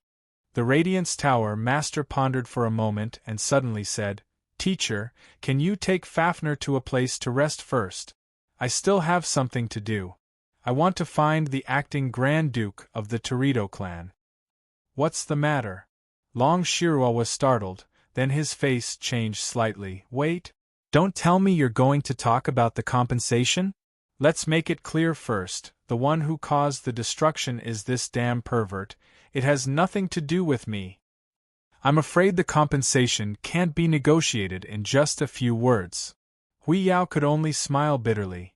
"It's just a private matter." "Teacher, don't worry." Long Shirua pondered for a moment and nodded dubiously. "Okay. No, you can't go for too long. I don't know if I can hold back when this guy wakes up." After saying that, Kelowna's Shinryu stretched out his hand, wanting to grab Fafnir's arm and lift him up. However, after thinking for a while, he wrapped his hand with a cloth with a disgusted look. Then, he grabbed Fafnir's hair and pulled him up. "I'll wait for you in front." Long Shirua pointed at the place where the lights were flashing in front of them. Farm Town. The Radiance Tower Master immediately opened his mouth. Kelowna's Shinryu waved his hand and said, "Don't worry, I won't cause any trouble. I'm just sweating and I'm looking for a place to wash myself. Isn't there a villa over there?" She pointed at a lonely villa at the edge of Farm Town and said sincerely, "I really won't cause any trouble. It shouldn't be a problem." She knew her limits. In the end, the first Tower Master chose to believe her for the sake of their friendship in the past. Just as he said, he was the type who was easy to believe. After a while, "Master." Miss Maid appeared behind Boss Luo like a shadow. She came back because she had dealt with the things in the cave. Therefore, Luochu didn't know the answer and asked, "It seems that there was a disturbance just now. Did you investigate it when you came back?" The answer was yes. He was very clear about Miss Maid's action pattern. It seemed to be Miss Long and Miss Pianxian. Miss Maid smiled and said, "They seem to have a conflict with the Golden Dragon. So they came here too." Luochu only felt interesting. At the same time, he was relieved of the familiar feeling when the disturbance happened just now. "The reason is unknown." Miss Maid nodded. "Do you need to inquire about it?" "No." Boss Luo shook his head. "I feel I should be able to see them soon. That's all for now." After saying that, Boss Luo sat down again and prepared to finish the second diary that he hadn't finished yet. "The flowers here are good, I want to pick some back." Miss Maid looked at the small cluster of flowers in front of her and whispered, "If you can see them, Miss Pienchien may like them." Boss Luo smiled. "You seem to like that child very much. Isn't it the same for you, master?" Miss Maid chuckled. Boss Luo didn't reply. He just smiled casually and opened the diary, reading it carefully. Yu Yi sat down in the cluster of flowers. Her loose skirt seemed to be one of the flowers in the sea of flowers. She took a fancy to some Austin Chinese roses. She smiled and reached out to pick them. The Chinese roses gradually turned into pink and white flower balls in her hands. Boss Luo suddenly looked up and chuckled, like a bride. Chapter 1360. What do you want to do? In front of the door of the small villa, Long Shirua was stunned when she saw the butterfly monster was about to knock on the door. Knock on the door. Sure enough, Long Shirua shook her head and said like an experienced person, "Listen, we're just waiting here for a while. There's no need to disturb the guy inside. Well, it's a bit strange." As she spoke, she used her hand to push the little butterfly monster behind her, and then casually threw the golden dragon on the ground, and then tentatively pushed open the villa's door. Squeak! The vestibule at the entrance was dim, but there was a faint light at the front of the corridor.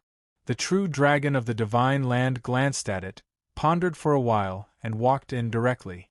"Sister Long, you didn't take off your shoes." Don't be fooled by her harsh tone.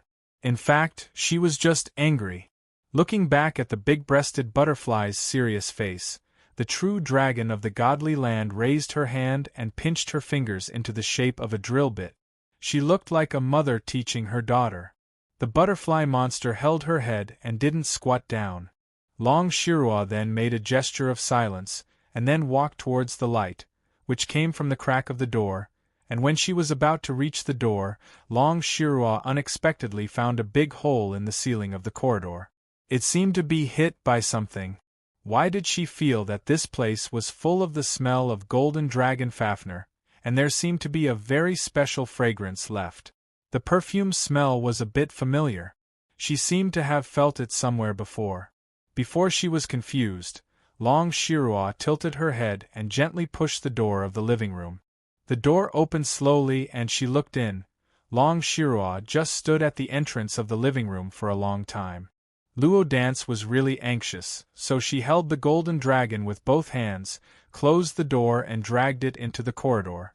She came to Kelowna's Shinryu and called softly, "Sister Long?" Long Shirua just pointed at the living room. Little butterfly monster subconsciously looked inside and saw that the living room was very bright. It was an old European style from decades ago. Then, she saw a woman sleeping on the carpet. To be precise, he had fainted on the ground. This person, is he injured? Would you get hurt in your own home? Long Shirua snapped. Of course. Sometimes I'll hit my head or toe. Thus, Kelowna's Shinryu pinched her fingers into a drill bit again.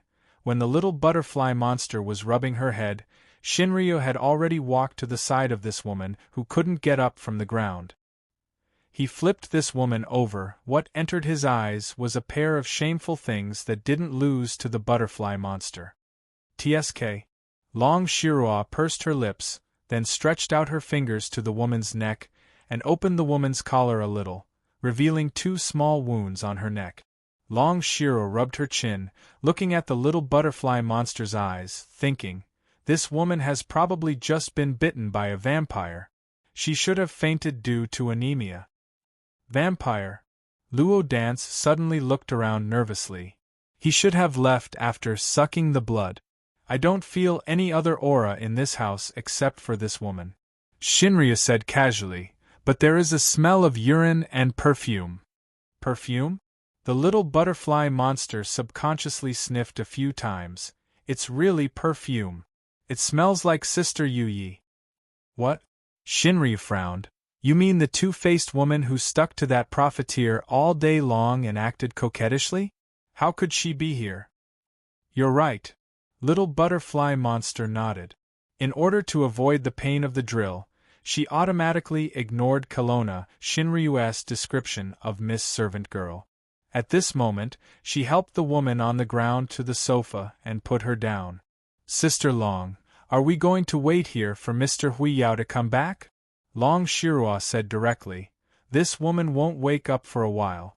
Generally speaking, vampires like to find a place to lie down after eating, in the name of enjoying the aftertaste. In fact, it's like taking drugs and entering the useless mode. They won't come back for a while. This place is at the edge of the farm, so we can stay here for a while. You keep an eye on Fafner here, and I'll walk around the house. I feel uncomfortable all over. With that, Kelowna Shinryu muttered. In the palm of her hand, a golden rope slowly stretched out and then wrapped around Fafner's body, tying it up. She put her palms together and then opened them. Then, something spread out from her body and spread all over the living room. I've set up a barrier here. Before I come back, don't leave this living room. Long Shirua thought for a while and felt worried. She tied up the woman who had fainted as well. Be good and wait here for me to come back. If this thing wakes up and you find it noisy, just find something to stuff its mouth. Okay. Late at night, the castle of the Torito clan had almost been cleaned up. All the valuable, undamaged, or restorable works of art had been cleared out. However, many of the vampires were heartbroken when they saw that a large number of works of art had been completely destroyed in this disaster.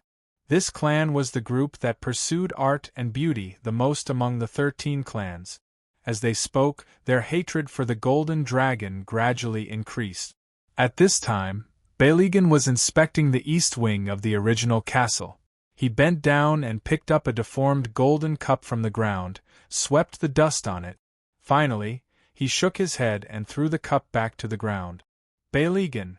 At the same time, Kaloya and the Misteel Tower Master came together. Seeing the arrival of the Misteel Tower Master, Baligan's face was more or less like a reunion after a long separation. Unlike the werewolf Kaloya, who rarely interacted with each other, acting Grand Duke Baligan was much more courteous toward this Mithril Tower Master. Baligan, I've heard the general situation from Kaloya. The Misteel Tower Master went straight to the point. I want to know if you already have any plans for gathering us here. In the end, after waiting for a long time, only you and Kaloya came. Baligan shook his head. There are a few fewer people than I expected. After all, it's too unbelievable. The Misteel Tower Master shook his head. You should know that it's already 100 years ago, and in these 100 years, it's been peaceful. Most of the new generation doesn't know about those guys. As for the other guys, they might just be watching if they don't come. I have a rough idea of their attitude. Baligan waved his hand. By the way, have you told this matter to your Radiance Tower Master? Not yet. The Misteel Tower Master shook his head and said, Before the matter has conclusive evidence, I don't intend to attract too much attention. If it's just a false alarm, I'll just treat it as if I'm just here to visit my former comrades. I'm afraid you'll be disappointed. Baligan laughed bitterly. I'm afraid the ones I encountered this time are more terrifying than the ones back then. In front of one of them, I couldn't even resist. You after 100 years. Kaloya could not help but frown directly.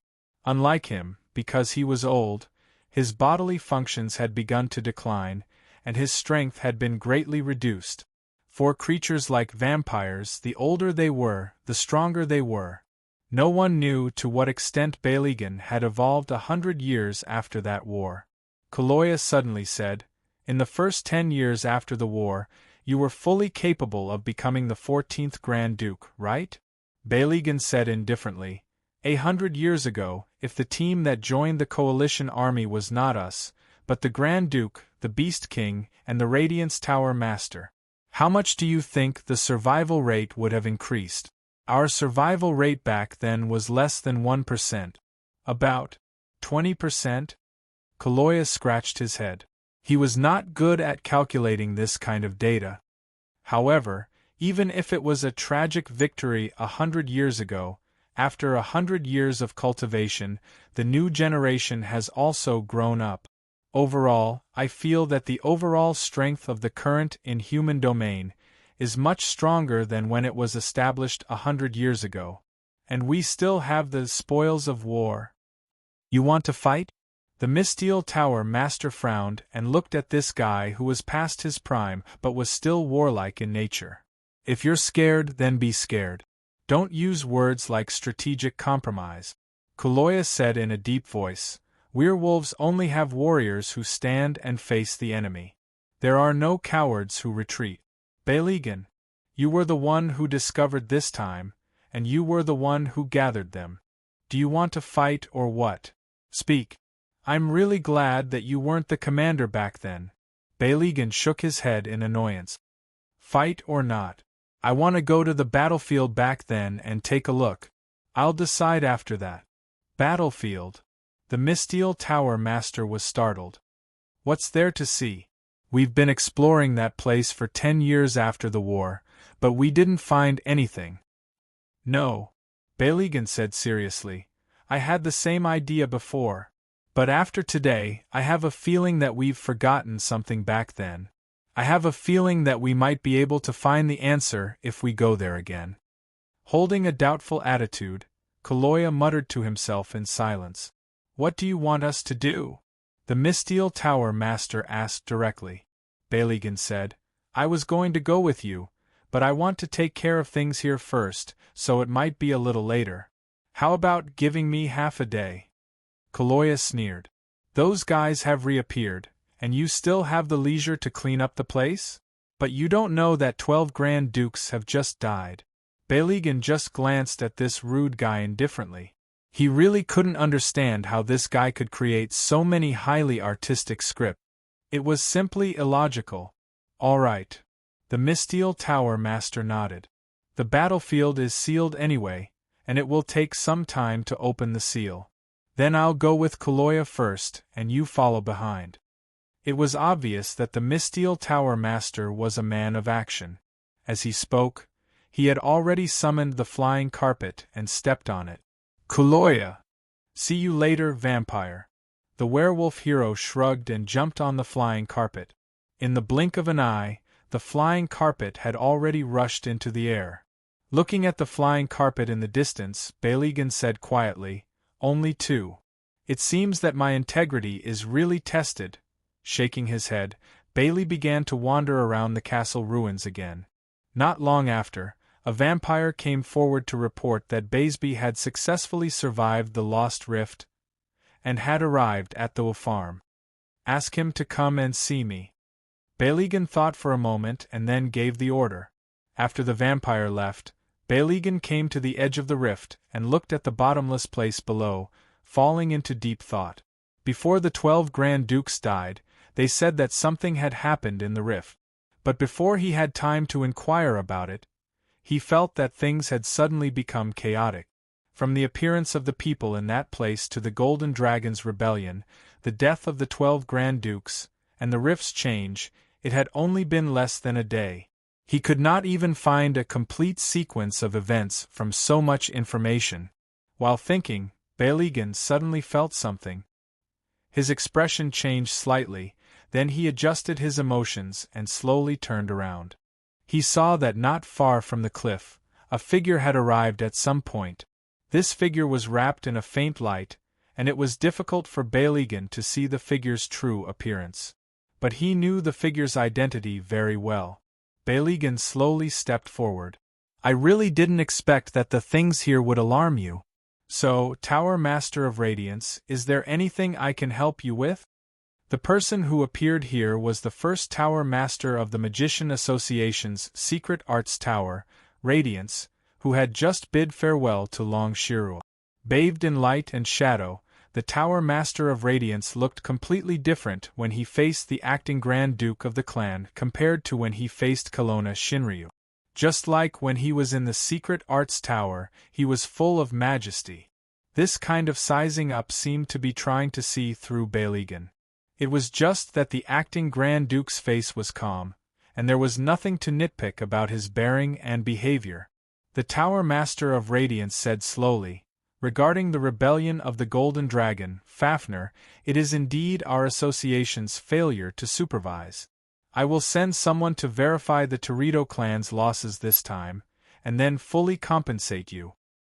To be able to alarm the Tower Master of Radiance and personally come to express your concern. The matter of compensation can be ignored. Balegan smiled slightly. Besides, the destroyed things are just some dead objects, and we have no real casualties. It's just that the Golden Dragon is also missing here. I hope that the Tower Master of Radiance can find it as soon as possible to avoid greater losses. You can rest assured about this. The Tower Master of Radiance said indifferently, I have found Fafnir. I want to assure you that similar things will not happen again. Since there is a promise from the Tower Master of Radiance, Balegan is naturally willing to accept it. Balegan smiled slightly. You are a guest from afar. Why don't you invite the Tower Master of Radiance to the farm? I will entertain you. No need. The Tower Master of the Radiance Tower waved his hand. I'm going to bring Fafnir back soon.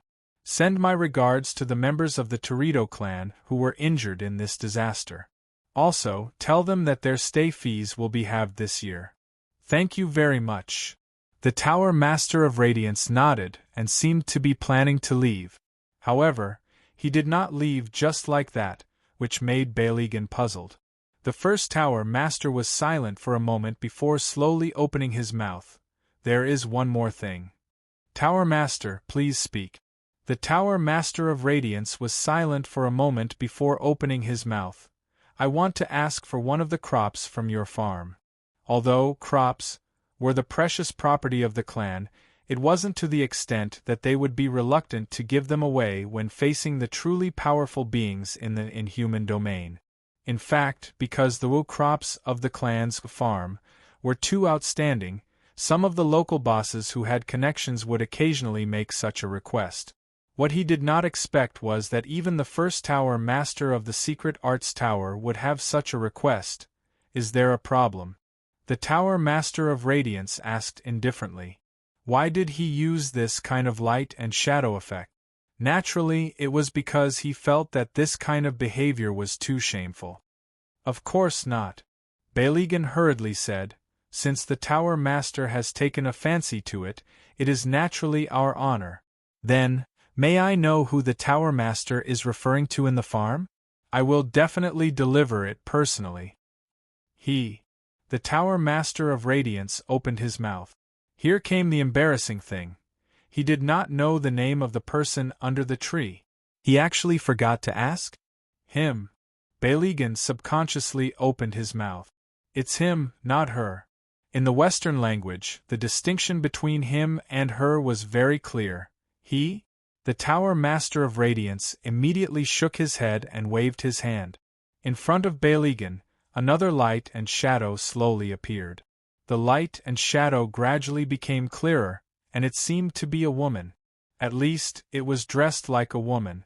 However, when this figure was about to fully appear, her face was covered with a layer of mist, and it was impossible to see any trace of her appearance.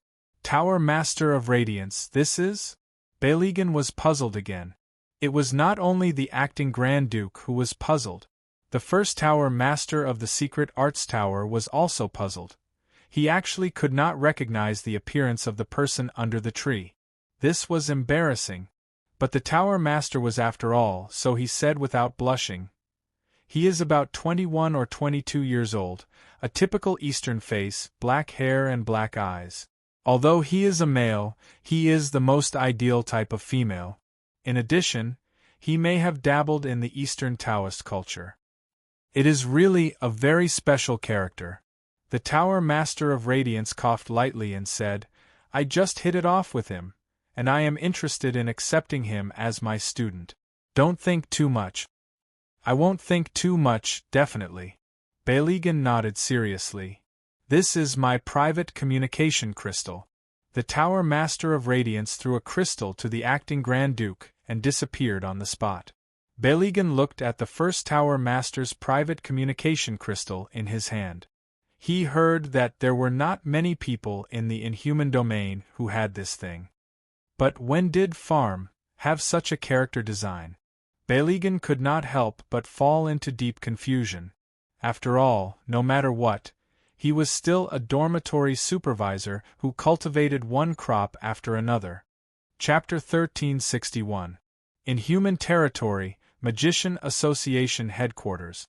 The dragon of Audouin floating in the sky whispered discontentedly from time to time. The evilest knight was still stepping on its body and holding the granddaughter of the Sword Saint hostage. Looking at the crowd outside the Magician Association headquarters, Miswich was surprised and asked curiously, "Today is the Magician Association's rice distribution day, why are there so many people?" Of course, her question was not answered. Farrell just stared at the 200th floor of the Magician Association headquarters and suddenly said, "Wee Yao is not here, even the secret steel is not here." Miswich knew the title of the Tower Master. There was probably no one in the Inhuman Territory who did not know the title of the Tower Master. "How do you know?" Ms. Gillian asked curiously. "When the level of power increases, naturally I can feel it." Farrell's words still shocked the Spirit Witch. Even if she was not as good as the old monsters from 100 years ago, she was not too bad among the new generation. Even if she was not outstanding, she was at least above the standard. They used the war 100 years ago as a dividing point, and those who grew up after the war were all called the new generation. The granddaughter of the Sword Saint was holding the pillow anxiously. She opened her mouth several times but could not say anything. However, she vaguely knew something from the conversation between Farrell and the Spirit Witch. The two mentioned the war of 100 years. They came back and so on. Although she was not from that era, as the granddaughter of the Sword Saint, she was involved in the history of 100 years ago. Generally speaking, she would know more than the ordinary new generation. It seemed like, 100 years ago, the enemy that her grandfather, as the commander of the Allied forces, led the Allied forces to fight against had appeared again? Sir Farrell. The granddaughter of the Sword Saint finally gathered enough courage and whispered, "Excuse me, can I go home now?" Farrell looked back and the granddaughter of the Sword Saint tensed up. She did not even dare to look at him in the eyes. Farrell said, "You need to inherit your grandfather's responsibility. He was our commander in the beginning. Even if you are not qualified to be the commander, as his descendant, you can't retreat and disgrace the name of the Sword Saint." The Sword Saint's granddaughter. Leia pursed her lips and said in an even softer voice, I didn't." Without a word, Farrell dashed forward and slapped Leia's face. Smack! No one would have thought that Roland would slap the fat maiden. Anyway, Miss Witch was so shocked that her jaw almost fell off her face. "I don't need someone weak, and I don't need someone who isn't confident." Looking at the helpless, frightened, and aggrieved fat girl who was covering her face, Farlier's heart was as hard as steel. "I don't care how you feel. If the other you is more suitable, then I will need the other you. Now, whether you live or die, whether you exist or disappear, it doesn't matter. Or rather, please disappear right now. I only need your ability. I'm not going to help you get rid of anything like a life coach. Please show me the aura of a swordsman when you point your sword at me." So hardcore? Miss Witch murmured in her throat while cursing this old guy in her heart for being a lunatic. Leia lowered her head and hugged her pillow, her body trembling slightly. The dragon of Audouin couldn't stand it anymore and said angrily, "Old lunatic! You're too much. At least consider Leia's feelings. What do you know?" Farrell said calmly, "I don't need to know anything. Everyone in the world carries different things. No one is special. Other than children, no one deserves to be taken care of." "You! Change course." Farrell snorted and exerted some force on his feet, pushing the dragon of Audouin down a little. "Go to the Orc territory." "I'm not going." The black dragon was also furious. Farrell reached out and grabbed without saying anything. The air in the sky instantly formed a long sword of air in his palm and slashed across the dragon's back. The sturdy dragon's scales instantly broke, and a 2-meter-long wound appeared on the dragon's back. The skin and flesh were torn open. Ajuin couldn't help but roar in pain. The dragon's roar attracted the attention of the people below. But when the non-humans on the ground looked up, they only saw a tail of air in the cloud. That sounded like a dragon's roar? The golden dragon is here again? Open the door. Open the door. My loss hasn't been registered yet. Business ape of the association. Don't force me to steal your wives. Come out. The 200th floor of the association headquarters. The Magician Association's secret arts tower currently had a total of 5 tower masters. They were the first Tower Master Hui Yao, the Crimson Blaze Tower Master, the Ice Tower Master, the Thunder Tower Master, and the Mithril Tower Master, who was promoted due to his merits. At this time, the Crimson Blaze Tower Master and the Ice Tower Master, who were imprisoned by the first Tower Master, were still imprisoned. The first Tower Master and the Mithril Tower Master were nowhere to be found. Only the Thunder Tower Master, who was in charge of the Secret Arts Tower, was left in the Secret Arts Tower. Speaking of this Thunder Tower Master, he was much older than the other 4 Tower Masters. From the modern world to the completion of the construction of the inhuman domain, to entering this domain, it could be said that this Thunder Tower Master had witnessed the prosperity of the Magician Association over the past hundreds of years and had also experienced several internal turmoil in the association. The members of the Thunder Tower Master had always been changing. Only the Thunder Tower Master had never changed in all these years. In a huge room, the Thunder Tower Master looked at the night sky through the circular floor-to-ceiling window. This sound seems to be Roland's dragon? He shook his head. For some reason, this Thunder Tower Master, who had experienced many storms, had a feeling that a storm was coming. This might be the so-called sixth sense of a high-level non-human. He looked at the suffering people gathered below and couldn't help but have a headache. After dealing with these things, he still couldn't go home and tell his granddaughter bedtime stories to coax her to sleep. These young people really don't care about the elderly at all. The Thunder Tower Master sighed, then waved his hand and said in a low voice, "Make me a pot of coffee." "Who is it?" This Thunder Tower Master was still a treasure. The moment he sensed that there was another intruder, he reacted at lightning speed. The magic wand slipped from his sleeve, and he grabbed it in his hand. The moment he turned around, the magic wand also directly pointed at the intruder. In an instant, lightning shot out from the magic wand and then turned into a lightning tree. The jagged lightning directly covered every corner of the room. The place where the lightning couldn't reach quickly appeared. In the corner, the sky seemed to have collapsed. When the branches of the lightning tree reached here, they were directly sucked in. Then, the surrounding space began to become three-dimensional. It was as if dozens of prism mirrors were placed here. These mirrors then shattered and the fragments scattered. However, in an instant, the lightning tree completely withered, and the Thunder Tower Master couldn't help but take 2 steps back. The Thunder Tower Master was slightly shocked, but he managed to calm himself down. Looking at the source of the spatial anomaly, the Thunder Tower Master frowned. Then, as if he had thought of something, his expression suddenly changed. "You haven't died yet?" The scattered mirrors on the ground suddenly gathered in this special space. They gathered together, as if they were randomly crumpled into a ball of glass shards. Then, a figure began to appear.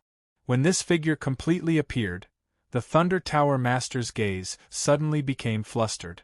He quickly raised the magic wand in his hand. But, light. A strong light instantly covered the entire area. This strong light even penetrated the flower window here and shot out of the tower, alarming the people on the ground below the 200th floor. When the magician in the tower hurriedly knocked on the door of the Thunder Tower Master's office, he saw the Thunder Tower Master standing in front of the window with his hands behind his back. "Tower Master, just now?" "Nothing, I just thought of a technique and casually tested it." The Thunder Tower Master didn't turn his head, only giving a simple explanation. I see. The magician nodded and didn't suspect anything. He continued, "Oh right, Tower Master, did you call for me just now? I seem to have heard your voice transmission." The Thunder Tower Master slowly turned around and said with a smile, "Oh, I want you to make a pot of coffee for me." "Okay. I'll go right away." When the magician left and closed the door, the smile on the Thunder Tower Master's face disappeared. He looked around the room. When he walked past the office desk, he stretched out his hand and slowly swept the edge of the desk. He closed his eyes, as if he was feeling something, and muttered to himself, "It's been some time since I came back here." He slowly stretched out his hand, and a ball of light slowly floated out from his palm. The ball of light vibrated, occasionally sweeping across an angry and frightened face, the face of the Thunder Tower Master. Not only did she put the unconscious woman on the sofa, the diligent butterfly monster also put the unconscious golden dragon, who was hammered by Sister Long, on the sofa. She found some water in the living room. The butterfly monster, who was used to nursing, thought for a while, washing 2 pieces of cloth, and then began to wipe the woman and golden dragon's face. At this time, Long Shirua's voice suddenly rang in her ears. "Sister Long, I've seen this house, there's nothing special." Long Shirua's voice was very clear. "Oh, I found a good place, come over." "Where is it?" "A huge bathroom, the temperature of the water is just right. It seems to be specially prepared by someone. Do you remember the pervert Fafner's appearance just now? I think he may have prepared it for himself. Does Mr. Fafner live here?" Luo Dance was startled. "God knows, maybe he's a dove occupying a magpie's nest.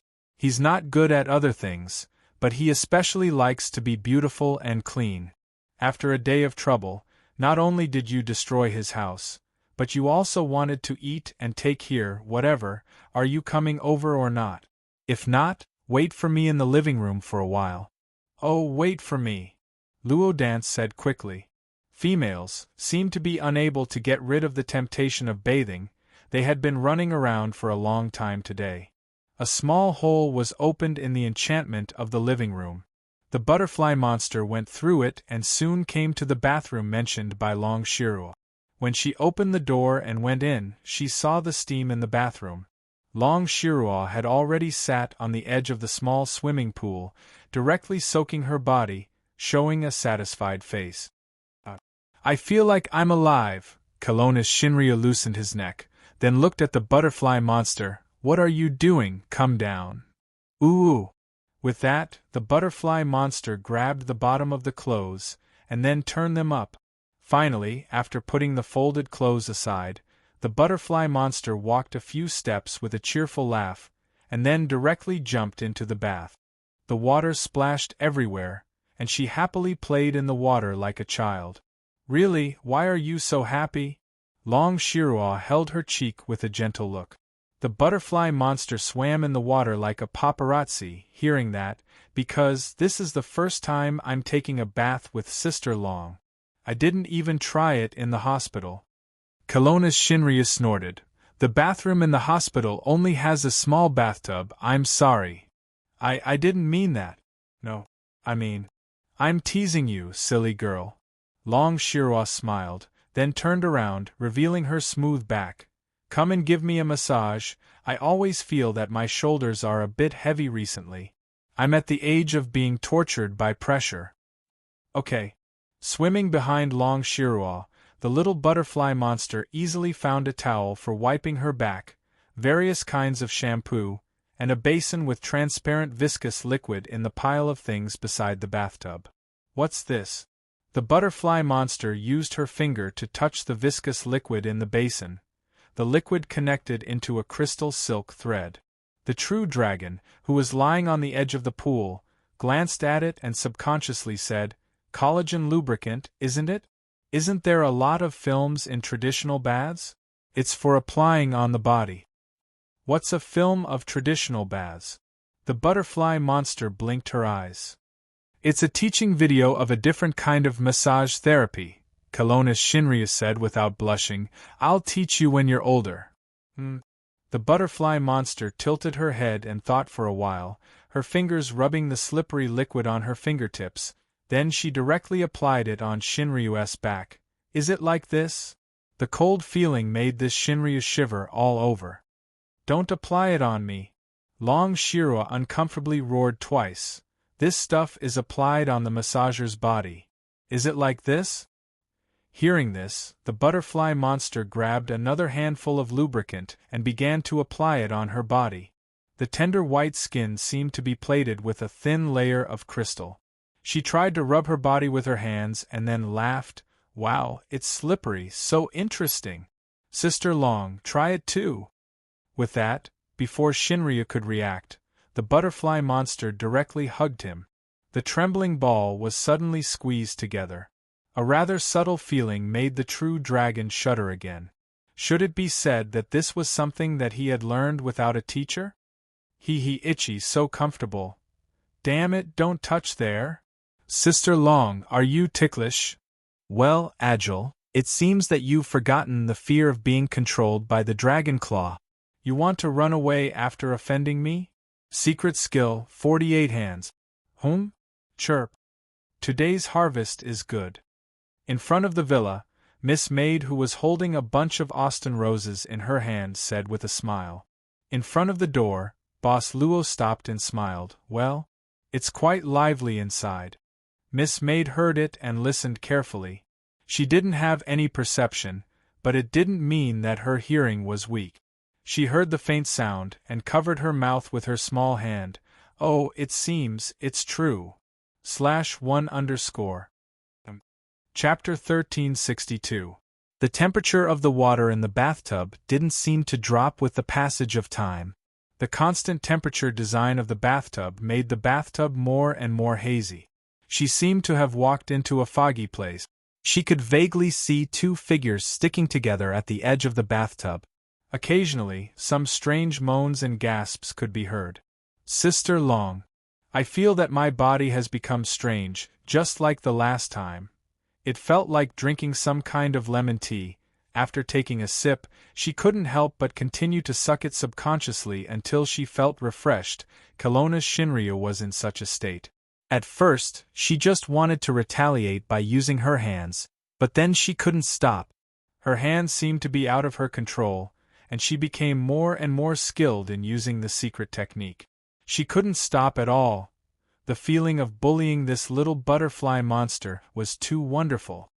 Well, the little butterfly monster was lying on the edge of the bathtub, weak all over. She opened her mouth slightly. Sister Long. At the same time, the two thin, colorful butterfly wings on her slender back were like flower buds in the water, waiting to blossom. They spread out little by little. Long Shirua found another reason for her to stop. Oh? So you don't have to wait for yourself to enter estrus, you can also do it manually? It seems that I need to study it carefully. But this kind of strange powder, even if she didn't pay attention, she would still fall into it. When the little butterfly's wings were still in the water, the powder had already been secreted and blended into the water. Kelowna's Shinryu was soaking in the bathtub, relaxing all the pores on her body. A little bit of powder that hadn't completely dissolved was now adhering to the Shinryu's skin through the vibration of the water, penetrating little by little, but this trace element obviously couldn't be noticed by the Shinryu. Kelowna's Shinryu's attention was now focused on the colorful butterfly wings that were slowly spreading out. Subconsciously, her hands began to move more carefully, trying to explore more forbidden areas that could allow the flower to blossom. While observing the extent of the butterfly's wings, Long Shirua suddenly wrapped her arms around the little butterfly's body from behind. The more sensitive the area was, the faster the powder would form. The butterfly wings were not fully opened yet. It was like a frosted maple leaf, looking listless. At this time, Luo Dance's breathing frequency unconsciously increased. Her whole body was lying in Shinryu's arms. She felt ashamed and resentful of Sister Long's evil hands. Gradually, her consciousness began to enter a strange state. Under the warm water, she subconsciously clamped her legs together. Between her inner thighs, it seemed to be uncomfortable, so she kept rubbing against each other. Because of the stirring, small ripples appeared in the pool, making it murky. Is it done, Sister Long? She raised her head. In the warm and humid bathroom, her eyelashes were already wet, as if there were small crystal plates hanging on them. Even his gaze was filled with the water vapor of the tide. It's not enough. Long Shirua chuckled. While observing the changes of the butterfly wings, she lowered her head and her lips began to wander around the ears of the little butterfly. Remember to observe clearly last time. This time, you need to observe more. I'm beginning to be interested in your strange changes.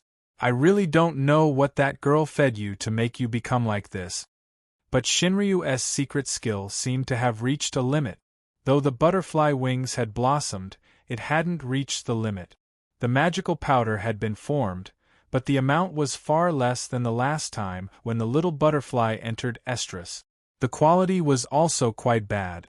Was it because the stimulation was not enough?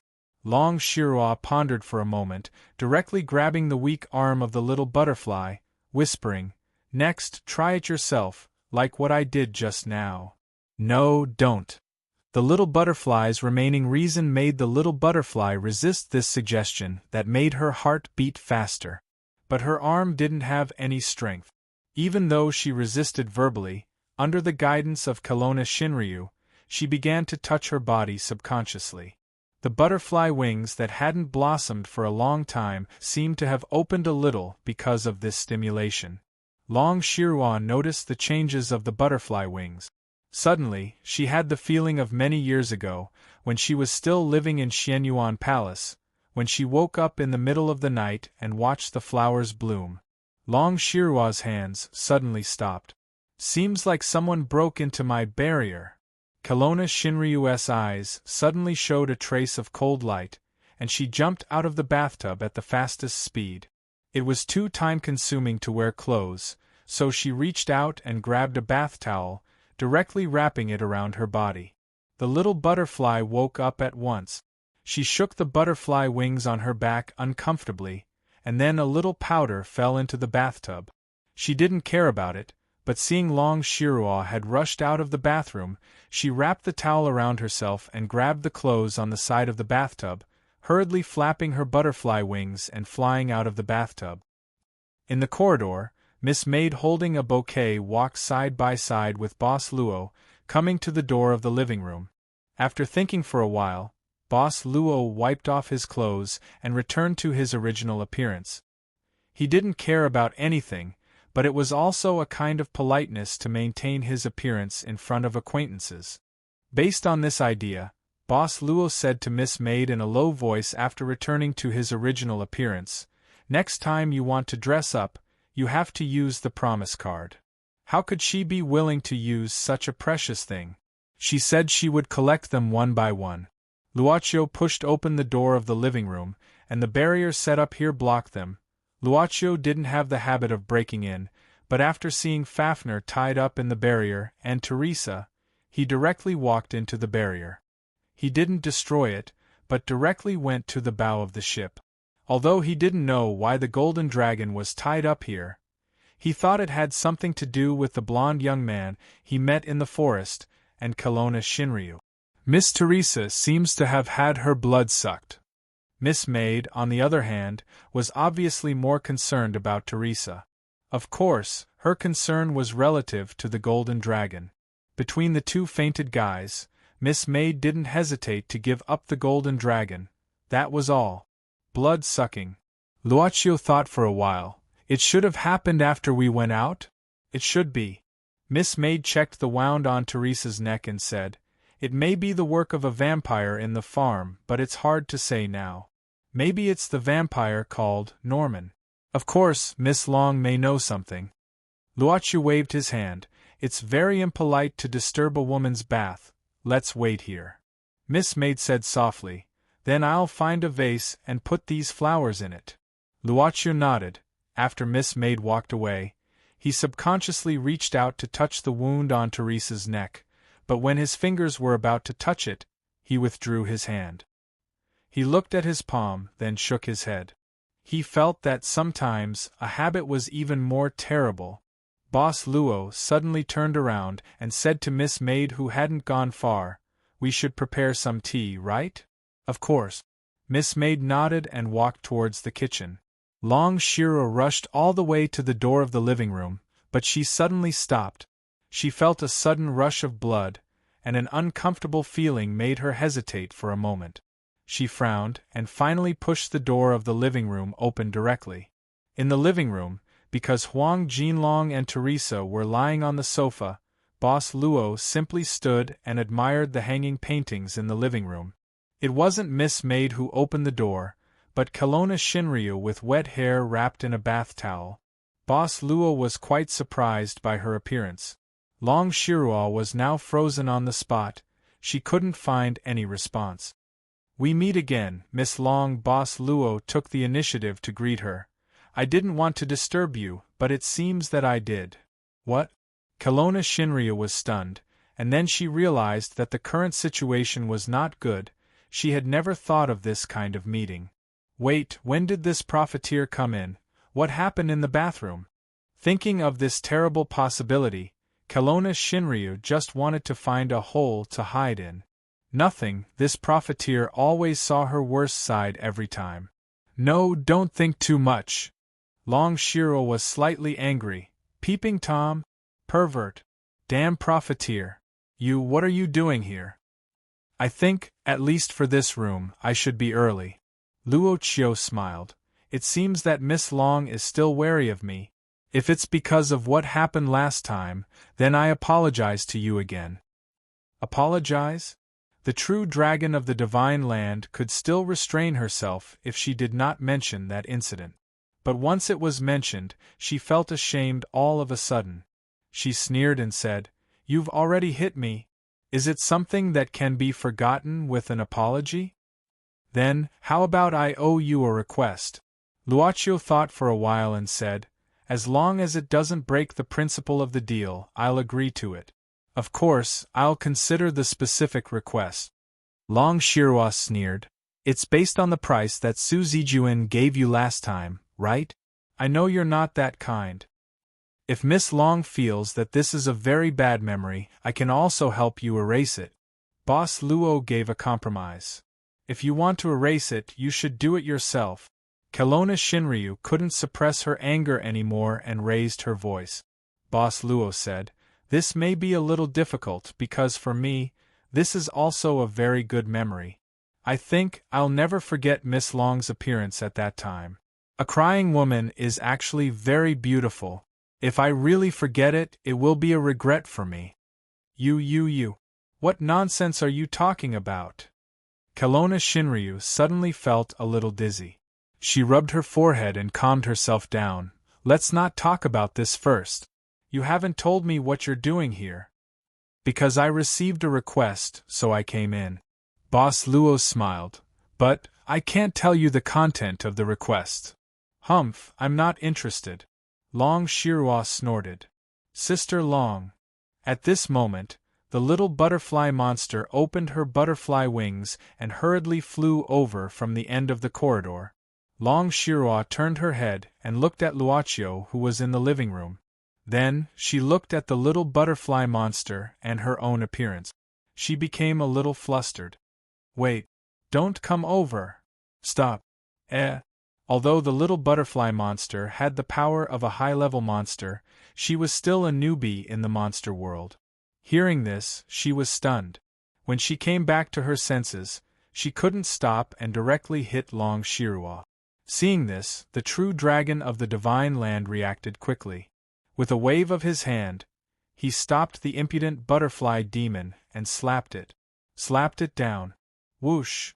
Finally, Luo Dance didn't appear in the sight of that profiteer. She stopped at the end of the corridor. Who knew if this profiteer would be beastly when he saw Luo Dance's lustful appearance? This profiteer seemed to be very interested in Luo Dance all the time. Finally, Luo Dance stopped.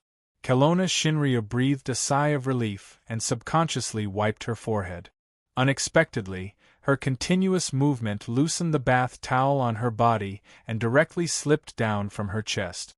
she only felt that her chest was suddenly loosened. She subconsciously looked down and found that the bath towel had completely retreated to her abdomen in a few milliseconds. Time seemed to slow down and everything entered a state of slow motion. In fact, her mind was operating at a high speed at this time, so everything became extremely slow in front of her eyes. Seeing the bath towel falling off little by little, Shinryu slightly opened her mouth, and then a chill invaded her body, making her shiver. She subconsciously stretched out her hand to catch the falling towel and quickly glanced at the living room from the corner of her eyes. That profiteer blinked at this time. Obviously, he had seen everything. She didn't know whether it was shyness or noisy emotions erupting in her heart like a volcano. Even she herself couldn't predict what she would do in the next moment. Boss Luo quickly waved his hand at the moment. Finally, the bath towel completely fell down and folded on the ground, and Kelowna Shinryu's body was instantly changed into a set of black and white maid costume. Wow! Sister Long, you look so good in this costume. The little butterfly monster who fell down on the ground looked up and blurted out. At this time, the true dragon of Godly Land stared at the clothes on his body in a daze. Instantly, his face was hot, but his face was livid. Profiteer! How many times are you going to humiliate me? Seeing this, Boss Luo had to snap his fingers and the black and white maid costume on Shinryu's body automatically dispersed and then changed into a set of ordinary clothes, a simple white shirt and jeans. Sorry, because I was in a rush, my first reaction was. Boss Luo shook his head. Don't worry, I can make myself forget the memory just now. Kelowna Shinryu finally exploded at this time, at this time, at this time, at this time, at this time, at this time, at this time, at this time, at this time, at this time. Her body swelled up and the huge force instantly crushed the door frame, the wall and the corridor. She lowered her head and walked step by step into the living room, her long hair fluttering in the wind. You said to forget? What's the difference between this and a free prostitute? What kind of profiteer do you think I am? If you dare, turn into a child for me again. Come on. The Kelowna Shinryu in front of him seemed to be in a strange state. Boss Luo watched as she walked in front of him, her fist exploding with Shinryu's power, and without any hesitation at all, she didn't hesitate to punch towards his chest. Boss Luo frowned. Before she attacked, he finally used his power in the end. He took a step forward and grabbed her wrist first, whispering in a low voice, "The Miss Long I know is very gentle. Do you feel better?" A trace of pink mist came out of Shinryu's body. It was very faint and it instantly dissipated into the air very quickly. Long Shirua, who came back to her senses, looked at her wrist that was grabbed and met with this profiteer. Luochio's clear eyes. She was stunned for a moment. Then she suddenly used all her strength to shake off Boss Luo's hand, and suddenly, with a strong force, she shook off Boss Luo's hand. Just now, forget what I said. Long Shirua suddenly became expressionless. Nothing happened. As long as you're okay. Luochio nodded. Didn't you just say that you would agree to my request? She lowered her head and suddenly asked. Luochio said seriously, Are you going to propose it now? Long Shirua raised her head, looking straight into Luochio's eyes, opened her mouth, then snorted coldly. You wish. This request, when I think about it, I will definitely make you lose a lot of money, you just wait for me. Then, please be merciful. Boss Luo nodded with a smile. Humph. Shinryu lightly snorted, then strode out of the living room and pulled up the little butterfly who stuck her head out from the corridor. Sister Long, where are we going? I haven't said hello to Boss yet. Change your clothes. I didn't say you can't say hello. Long Shirua muttered, Do you want him to see your naked body like this? The little butterfly thought for a while, but Boss saw me when I broke out of the cocoon. What a sinful beast. Shinryu's face couldn't help but turn green. It was obviously impossible for her to go back immediately. Muttering like this, they found an empty room and walked in to change their clothes.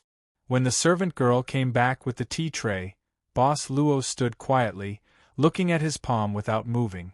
Master, just now. Master. Luocio was still looking at his palm, but slowly said, Yu Yi, I lost. I couldn't control myself. Luocio slowly raised his palm, then scratched his face. His eyes faintly became chaotic. When I saw her, I really had an impulse to get this bright soul in my hand. The porcelain fell to the ground, and the sound of breaking suddenly sounded. A gentle force directly bumped into Luocio's arms. The servant girl had already taken control of Luocio's body. Please don't become like the previous one, master. She raised her head and revealed an unprecedentedly flustered expression. Hearing this, Luocio's fingers loosened a little. He closed his eyes and took a deep breath, then slowly exhaled. It seems that I pushed myself too hard. Luocio, who opened his eyes again, calmed down. I made you worry. It's all right now. Really?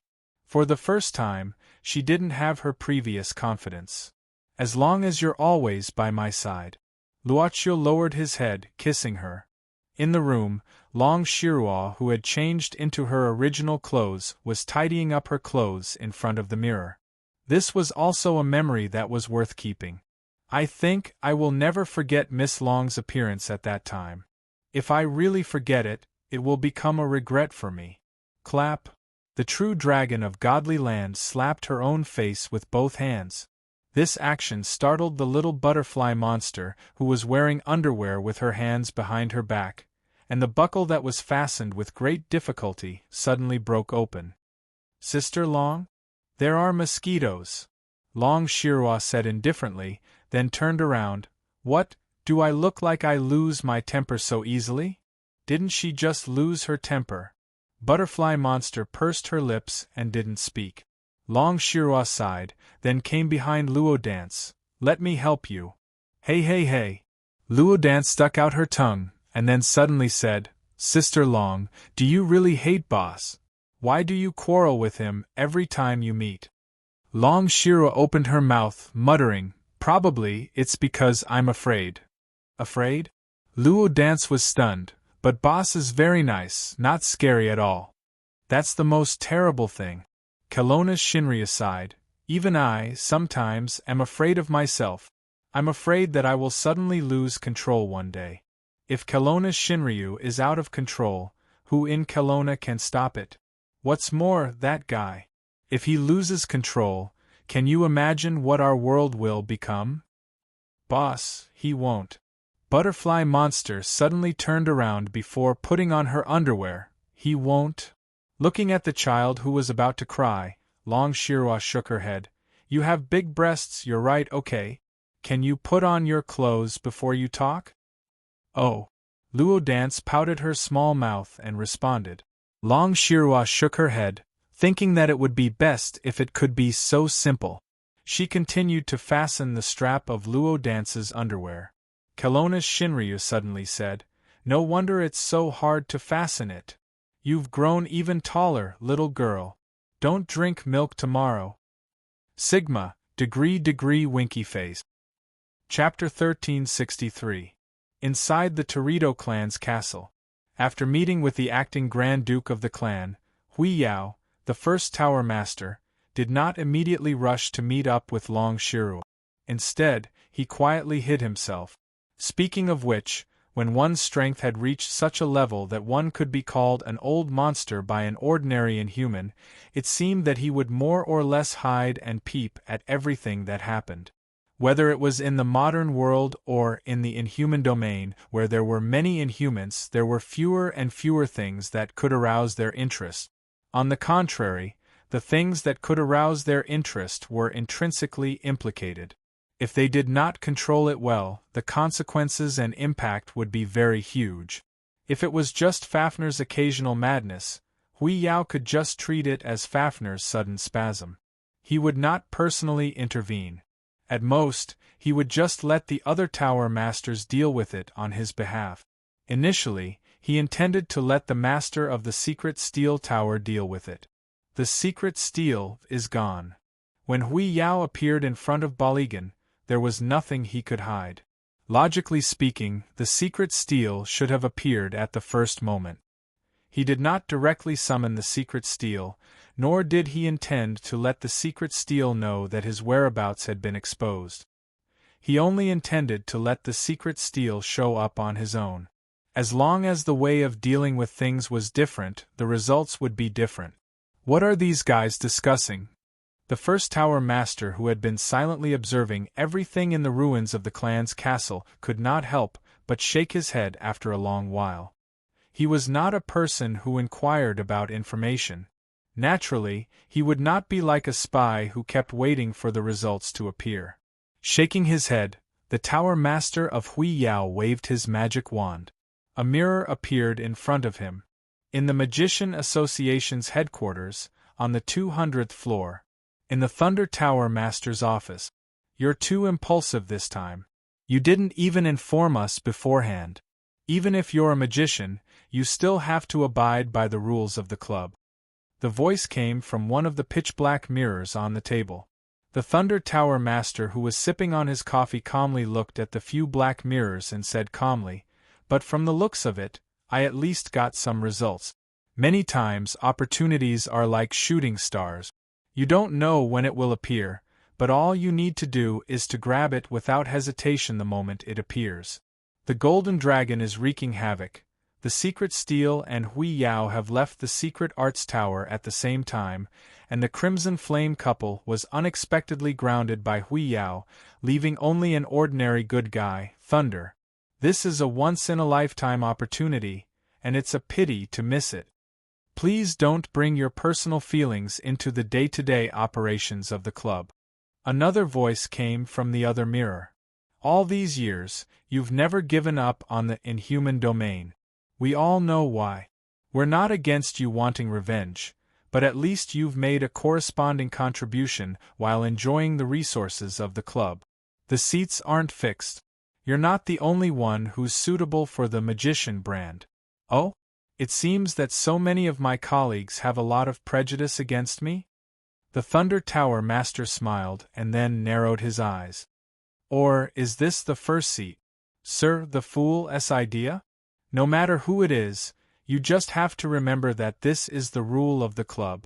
Don't take it for granted that you're the second seat of the magician and enjoy the benefits."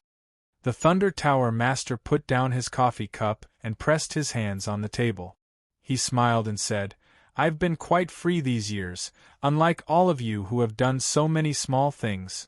Yaris." A cold voice came from one of the mirrors. The Thunder Tower Master sneered and said, "Didn't you say that even the seats have to follow the rules? What's the rule of the club? The seats should be addressed with a name tag. Isn't it written like this?" Humph. The mirror suddenly dimmed and then shattered. Obviously, the other side of the mirror had been cut off. "Magician, what are you planning to do?" The mirror on the side was silent for a moment and then suddenly asked. The Thunder Tower Master smiled and said, "Nothing much. I just feel that I'm not used to being free for so many years. I don't want to miss you guys and have many subordinates. When I'm lonely, I want to find someone to talk to. So, I suddenly had an idea. I want to find a few servants who can help me make coffee and run errands." "You're planning to?" A low voice suddenly came from the mirror. The Thunder Tower Master shrugged. "We understand." The few mirrors suddenly quieted down. The people behind them seemed to have entered another private communication channel. Not long after, the mirrors disappeared one by one. When the last mirror disappeared, the voice sounded again. "Magician, we'll tell the first, the fool, your general idea. Next, we'll discuss this operation. If there are no accidents, you should get the support of the majority and get the support of the operation." "It's fine if I'm alone." The Thunder Tower Master waved his hand. "Otherwise, the days are too long and there's nothing to do to pass the time." Then, the voice of the mirror sounded again.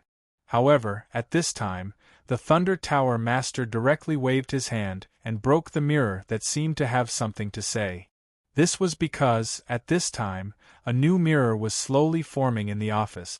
The Thunder Tower Master narrowed his eyes, and then sat up straight.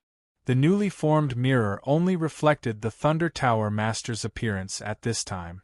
It looked like an ordinary mirror. However, a voice had already sounded. It was the voice of the first Tower Master, Hui Yao. Thunder? Is it convenient for you to talk now? The Thunder Tower Master said slowly, Hui Yao.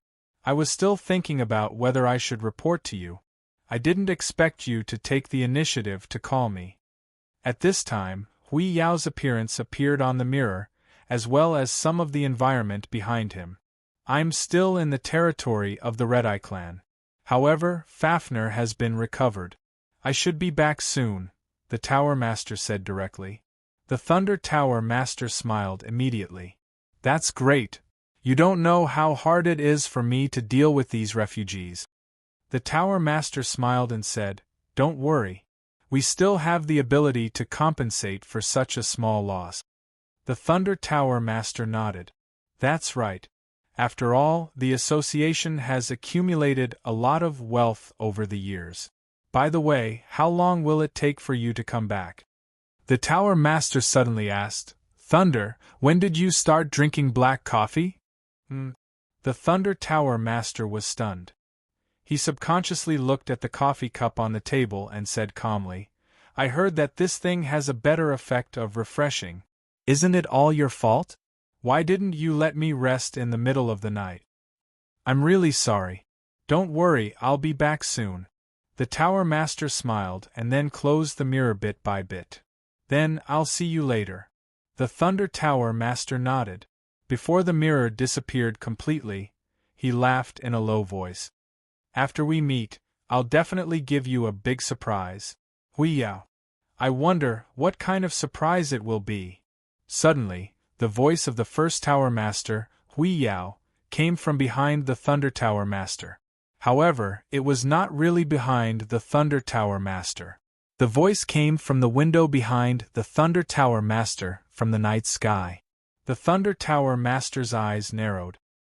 He slowly stood up and turned around. Outside the window, he saw a figure floating. Bang! At that moment, the window shattered. The broken glass was like a sharp blade that quickly entered the room. However, these sharp glass shattered right beside the Thunder Tower Master and did not hurt him at all. At that moment, the figure became clear. It was the first Tower Master, Hui Yao. The two of them stared at each other for a while. Then, the Thunder Tower Master suddenly smiled and said, How convenient. You're the one who controls the inhuman domain. But to teleport back from such a far place without using a jump, it must have consumed a lot of energy. How did you know? Is it because of the black coffee? No, it's not that the Thunder Tower doesn't drink black coffee. It's just that they don't drink that much. It's something else that made me see through it. The Tower Master looked at him expressionlessly. He was thinking, with the current economic situation of the association, if it was the Thunder Tower Master himself, how could he say that the association was rich? That was right. This association was a complete mess. It was in the red every month. Even the current Tower Master knew about it. Of course, only the current Tower Masters knew about it. If the association was really rich, why would they agree to the Queen of Britain's employment and rent out a divine weapon like the Holy Spear for a few mines in Britain? However, other people would only think that the association's reach was too far and they had ulterior motives for Britain. Other things? Which aspect? The Thunder Tower Master could not help but be curious. I think there's no need for me to tell you about the association in detail. Even if you were the former first Tower Master of the Secret Arts Tower, Hui Yao sighed softly. Mr. Yaris, you shouldn't have appeared again. Little brat. The Thunder Tower Master shook his head. You've made some achievements over the years, but you've completely forgotten. Who was the one who taught you your first magic technique? That's why I only exiled you last time, Mr. Yaris. Heh. The Thunder Tower Master sneered and shook his head. Back then, if it wasn't for that Shinryu from the east who interfered, I'm afraid you'd be a useless person now. Without that Shinryu, I'd like to see how much progress you've made over the past 100 years. I suddenly feel that it's too boring to just compete with you in magic. By the way, I've found some interesting things over the past few years. I'll let you have a look." As he spoke, vortexes appeared one after another behind the Thunder Tower Master. In the beginning, a strange creature that looked like an alien slowly walked out of one of the vortexes. Soon, dozens of such strange creatures walked out. They stood behind the Thunder Tower Master in a dense crowd. "These are..." The Huiyao Tower Master frowned. The moment these creatures appeared, he could feel a violent and crazy aura. These creatures seem to only know how to destroy. They're called Prometheus. They've only been successfully developed in recent years. The Thunder Tower Master smirked and waved his hand. In an instant, the strange creatures that filled the room. Prometheus sprang out crazily and grabbed onto the outer wall of the tower. Then, they began to climb down on all fours and rush down crazily. Upon seeing this, Huiyao frowned.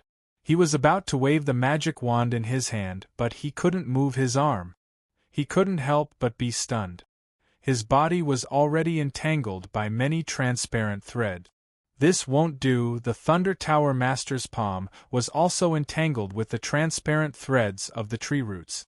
He moved his fingers and those threads instantly tightened, binding Huiyao's entire body. "This gift hasn't been fully opened yet, Huiyao. So, it's just a spiritual projection that came back. No wonder it's so easy to catch him. But then again, it's just a spiritual projection. Huiyao, you've really become arrogant." Suddenly, a shrill voice faintly came from below. In the square in front of the lobby of the Magicians' Association, an inhuman was directly pressed on top of a monster, and this monster that suddenly appeared was actually constantly tearing and devouring the inhuman's flesh and blood. He looked up subconsciously. From the tower of the Magicians' Association's headquarters, monsters that seemed to have figured it out were crazily crawling down, like locusts. After changing back to their original clothes, Long Shirua and Luo Dance didn't stay for long and planned to go back to the living room. Miss Butterfly Monster looked a little excited and walked briskly in front. Upon seeing this, Kelowna's Shinryu complained, "You'll lose your value if you take the initiative." Little Butterfly Monster, who didn't quite understand the meaning of this sentence, turned back. Master Shinryu simply waved his hand disdainfully. "Go, go, go. Sister Long, hurry up." This small episode didn't affect the mood of the little butterfly monster at this moment, and she trotted all the way. Long Shirua shook her head and then glanced at the bag in her hand. Inside was the shirt and jeans that she had just changed out of. She muttered to herself in a low voice, "I've already washed it." "No, I haven't washed it at all." "Well, it's barely folded, take it back." "No, isn't it a bit too?" "Ahem. I don't need it anymore, I'll give it back to you. Don't put on those messy clothes for me in the future." "Tut. I don't believe that I'll be stuck here forever." As she muttered, she had already walked to the door of the living room. She saw the little butterfly monster directly push the door open and then said with a surprised look, "Wow! Sister Yu Yi, you're also here." Kelowna Shinryu's mouth suddenly twitched. Then she subconsciously threw the bag with the clothes in her hand up to the ceiling. Then she stared with her dead fish eyes. In short, she didn't have a good expression and slowly walked in. Looking at this butterfly monster, who seemed to have forgotten her mother because of her father, Kelowna Shinryu secretly scolded, "Zhongshan Butterfly, you're helping outsiders. Sit down, Miss Long. I've also prepared some snacks for you." Boss Luo smiled and made an inviting gesture at this time. Kelowna Shinryu pretended not to see, directly kicking Huang Jinlong, who was lying on the sofa, and then sat down, taking out a cigarette box. Unexpectedly, not only Luochio and Miss Maid, but also the little butterfly monster curiously looked at this Kelowna Shinryu. Shinryu stared back at them, her face was full of displeasure. "What are you looking at? Haven't you seen a woman smoking?" Luochio gave a start, then waved his hand. An ashtray appeared on the small tea table next to her seat. "That was very considerate of him. But at this moment, the true dragon of Shenzhou took back the cigarette case, as if it was against him. She shrugged. I'm not in the mood now. Sister Long looks like a child in a fit of pique. Seeing this, the little butterfly monster didn't have any scruples. She was the type that spoke whatever came to her mind. Naturally, she didn't know how to recognize the atmosphere, which made the real dragon's face turn green. Zhongshan butterfly. She secretly made a drill with her finger, which scared the little butterfly monster, and she quickly held the teacup, covering her mouth. She sat up straight, but her back was trembling. How's the sweetness? This is specially prepared by Yu Yi. Boss Luo smiled to ease the atmosphere. I used Chinese roses picked from outside, they're quite fresh. Yes. The little butterfly monster smiled sweetly to Miss Maid. Thank you, Sister Yu Yi. Miss Maid chuckled. There's still some fresh ones over there, I'll give them to you later. Okay. The little butterfly monster felt a chill on her back and showed a limited smile, changing the topic. I'm on a diet recently, I don't want it. Well, that's a pity. Miss Maid said regretfully, but she didn't blame her. However, learning to manage your body is also a reflection of growing up. It's not bad. Remember to keep your appearance so that the person you like will feel different every day.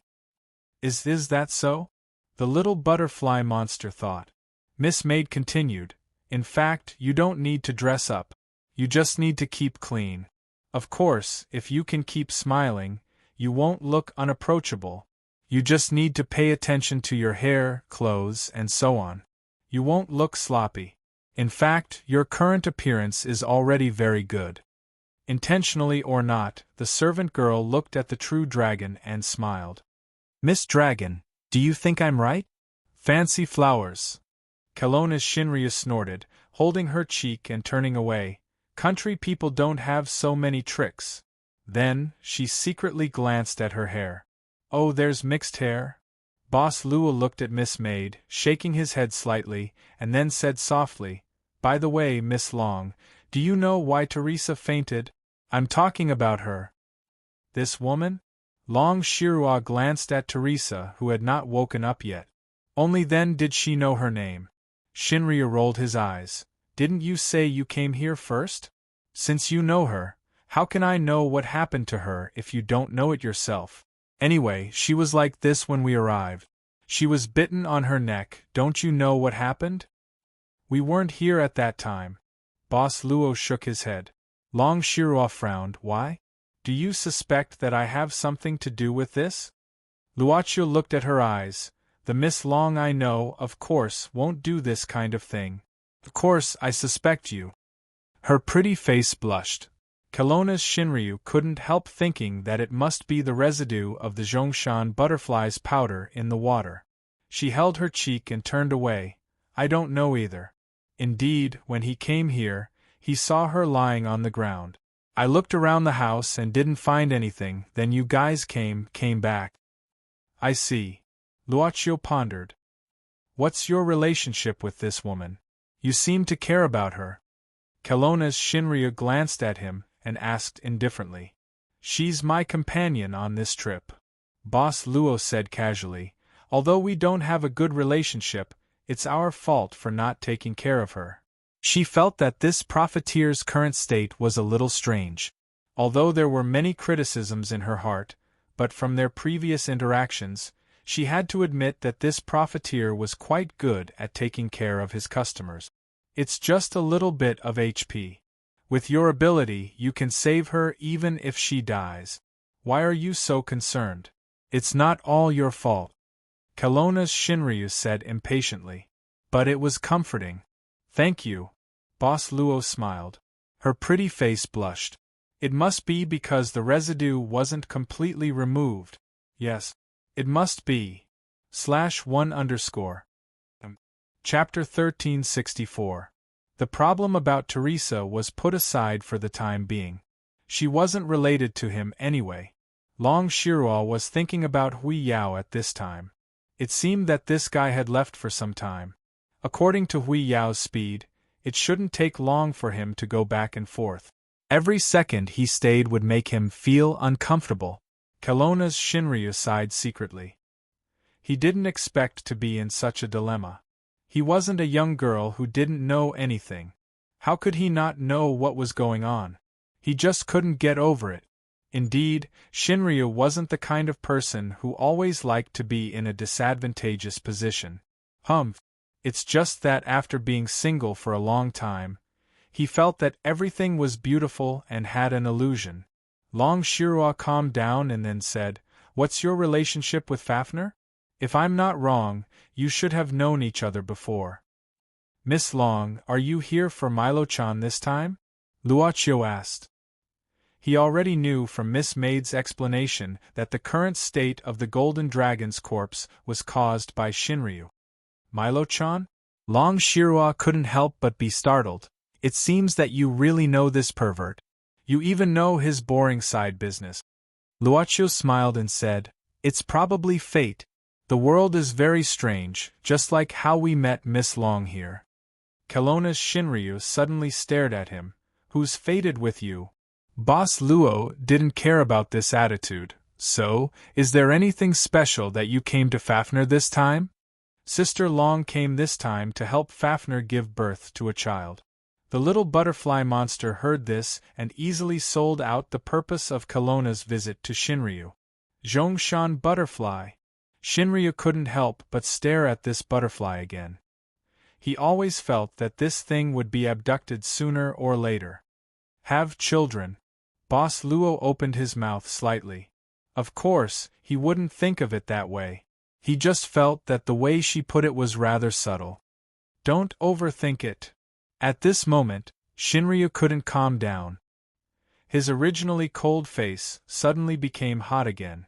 Long Shirua almost blurted it out. She glared at him and said, "I only owe him a favor, so I came here to carry on the Golden Dragon's ancestral line. Bah! Help it give birth. I mean help it mate successfully?" His tongue seemed to be in a knot and he couldn't figure it out. No matter which way he put it, it would always have a subtle effect. At this moment, the true dragon of the godly land was really going crazy. Seeing this, Boss Luo smiled and said, "I heard that the last golden dragon is in a state of fertility difficulties, and the Magician Association has been distressed for a long time. Miss Long is here to solve this problem, right?" "You can say that. Have you found a way to solve it?" Luochio asked.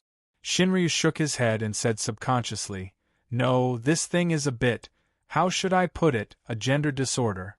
But even so, if it still has male instincts, there will always be a way. But I didn't expect it to cut itself off." "That's really—" Boss Luo heard this and slightly opened his mouth. He subconsciously looked at the golden dragon that was occupied by Shinryu and thrown to the ground. "It's over. I just asked a question casually, and they blew everything out of the blue. It's really over." Yes, not only did it not help Mr. Fafner, but it also caused him to go berserk. The little butterfly sighed. "I always feel sorry for Mr. Huiyao. It's over. Besides self-destructing, this Zhongshan butterfly was going to continue to betray me. Kelowna's Shinryu couldn't even stop it in time." "Huiyao," Luochio suddenly said. "Is he a white-robed young man who looks very approachable and has a very long magic wand in his hand?" Luo Dance asked curiously. "Boss, do you know Mr. Huiyao?" Luochio smiled and said, "You can say that we've met once." "So, Miss Long's so-called return of a favor is referring to this Mr. Huiyao? Why are you so nosy about my affairs?" Kelowna's Shinryu snorted. Luochio said casually, "Because I can't help but want to know more about Miss Long." Kelowna's Shinryu's breathing suddenly stopped for a moment. He couldn't help but say angrily, What nonsense are you talking about?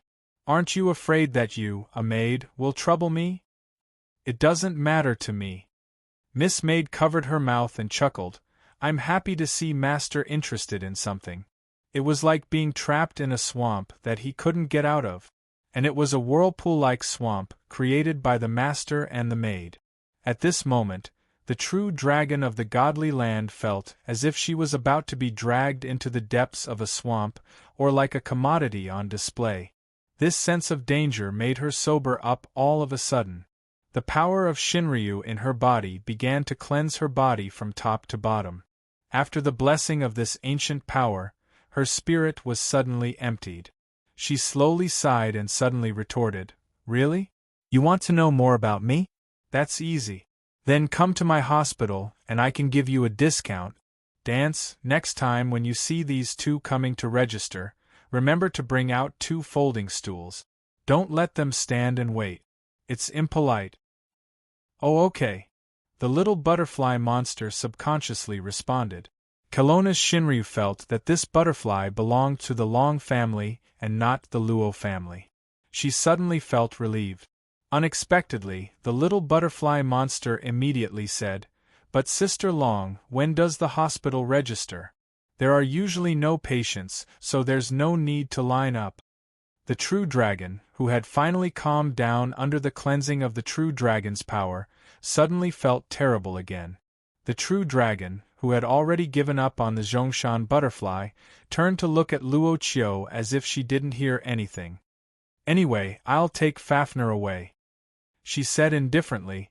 "If you want to take action, hurry up. Even if you can't beat it, I won't wait for death. Don't dilly-dally." She seemed to be unafraid of death. "But I've never said that I'll leave it."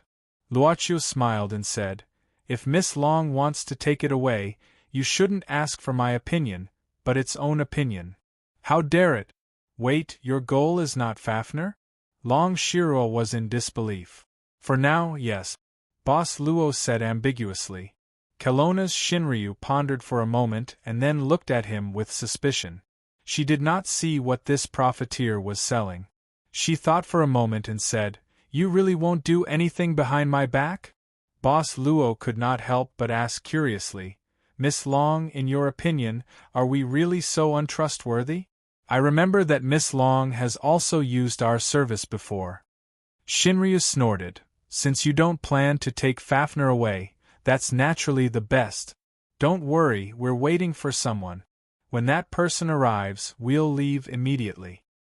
"You're waiting for Mr. Hui Yao?" Luoqiu suddenly asked. Long Shiro did not answer. It was a tacit agreement. Luoqiu then said, "If that's the case, then I'm afraid this matter will be somewhat delayed. That Mr. Hui Yao seems to be in trouble." "What's the matter?" Kelowna's Shinryu frowned slightly. Luoqiu waved his hand in front of him. A light screen that was half the height of a person slowly began to extend out from the sofa area, a curved screen. Boss Luo, who had already lost to Miss Maid naturally, did not intend to continue blocking his perception. It was like reopening the social media app. All kinds of messages that he received but did not receive any notifications directly flooded the screen. When the light screen was completely expanded into a semicircle, looking at the scene that appeared on the screen, the little butterfly suddenly exclaimed, "It's Mr. Hui Yao. What's going on?" Looking at the screen, Hui Yao's body seemed to be restrained by something. He seemed to be confronting someone. Long Shiro frowned immediately. Luoqiu tapped his finger and the images on the screen instantly split. Not only did they see the person who attacked Hui Yao, but they could also see some of the things that were happening in the headquarters of the Magician Association. This Mr. Hui Yao seems to have met his former enemy.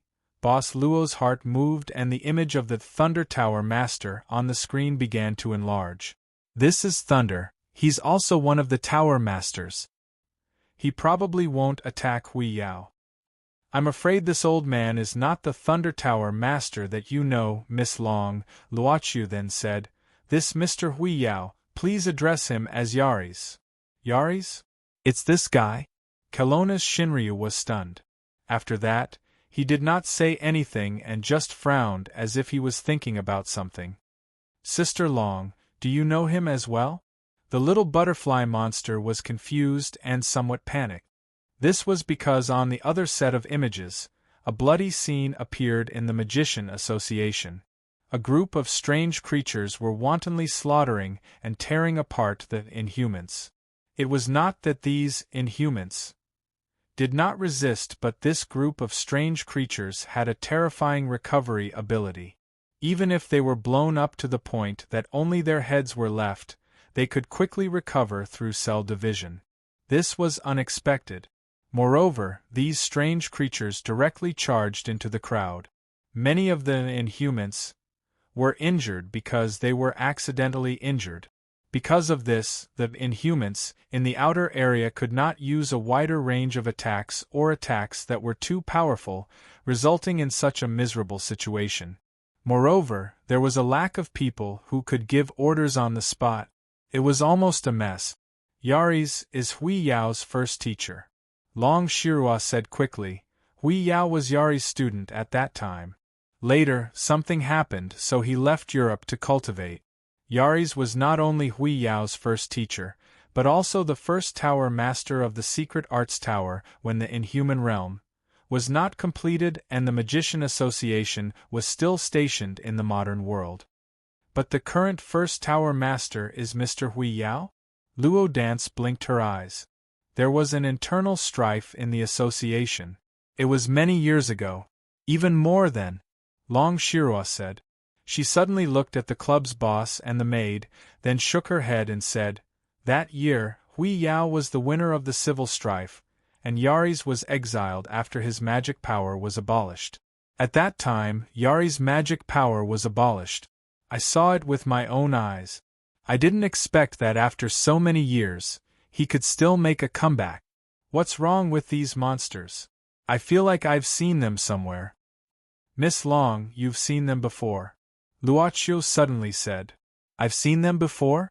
Shinryu was stunned, then he frowned and thought of something. "You mean, at that time?" Boss Luo nodded. "Mr. Hui Yao looks very dangerous." Little Butterfly pointed at the screen at this time.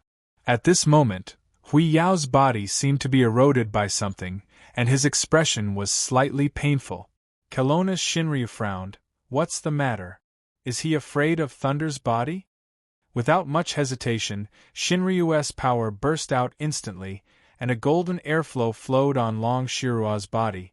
"Dance, stay here and wait for me to come back." Seeing that Kelowna's Shinryu was about to break through the villa's ceiling and rush out, Boss Luo suddenly said, "Miss Long, if you rush over now, how long will it take?" Shinryu's feet had just left the ground when he suddenly stopped. "What are you trying to do?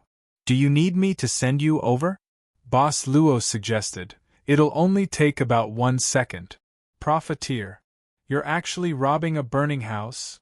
Kelowna's Shinryu looked at him in disbelief.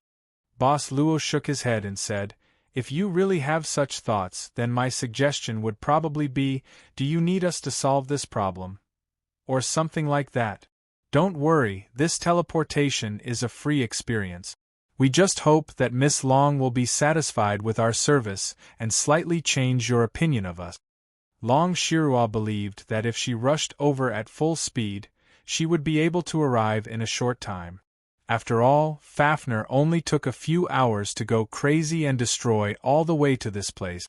The inhuman territory was actually not vast, and the inhumans were actually squeezed in such a small place and lived carefully.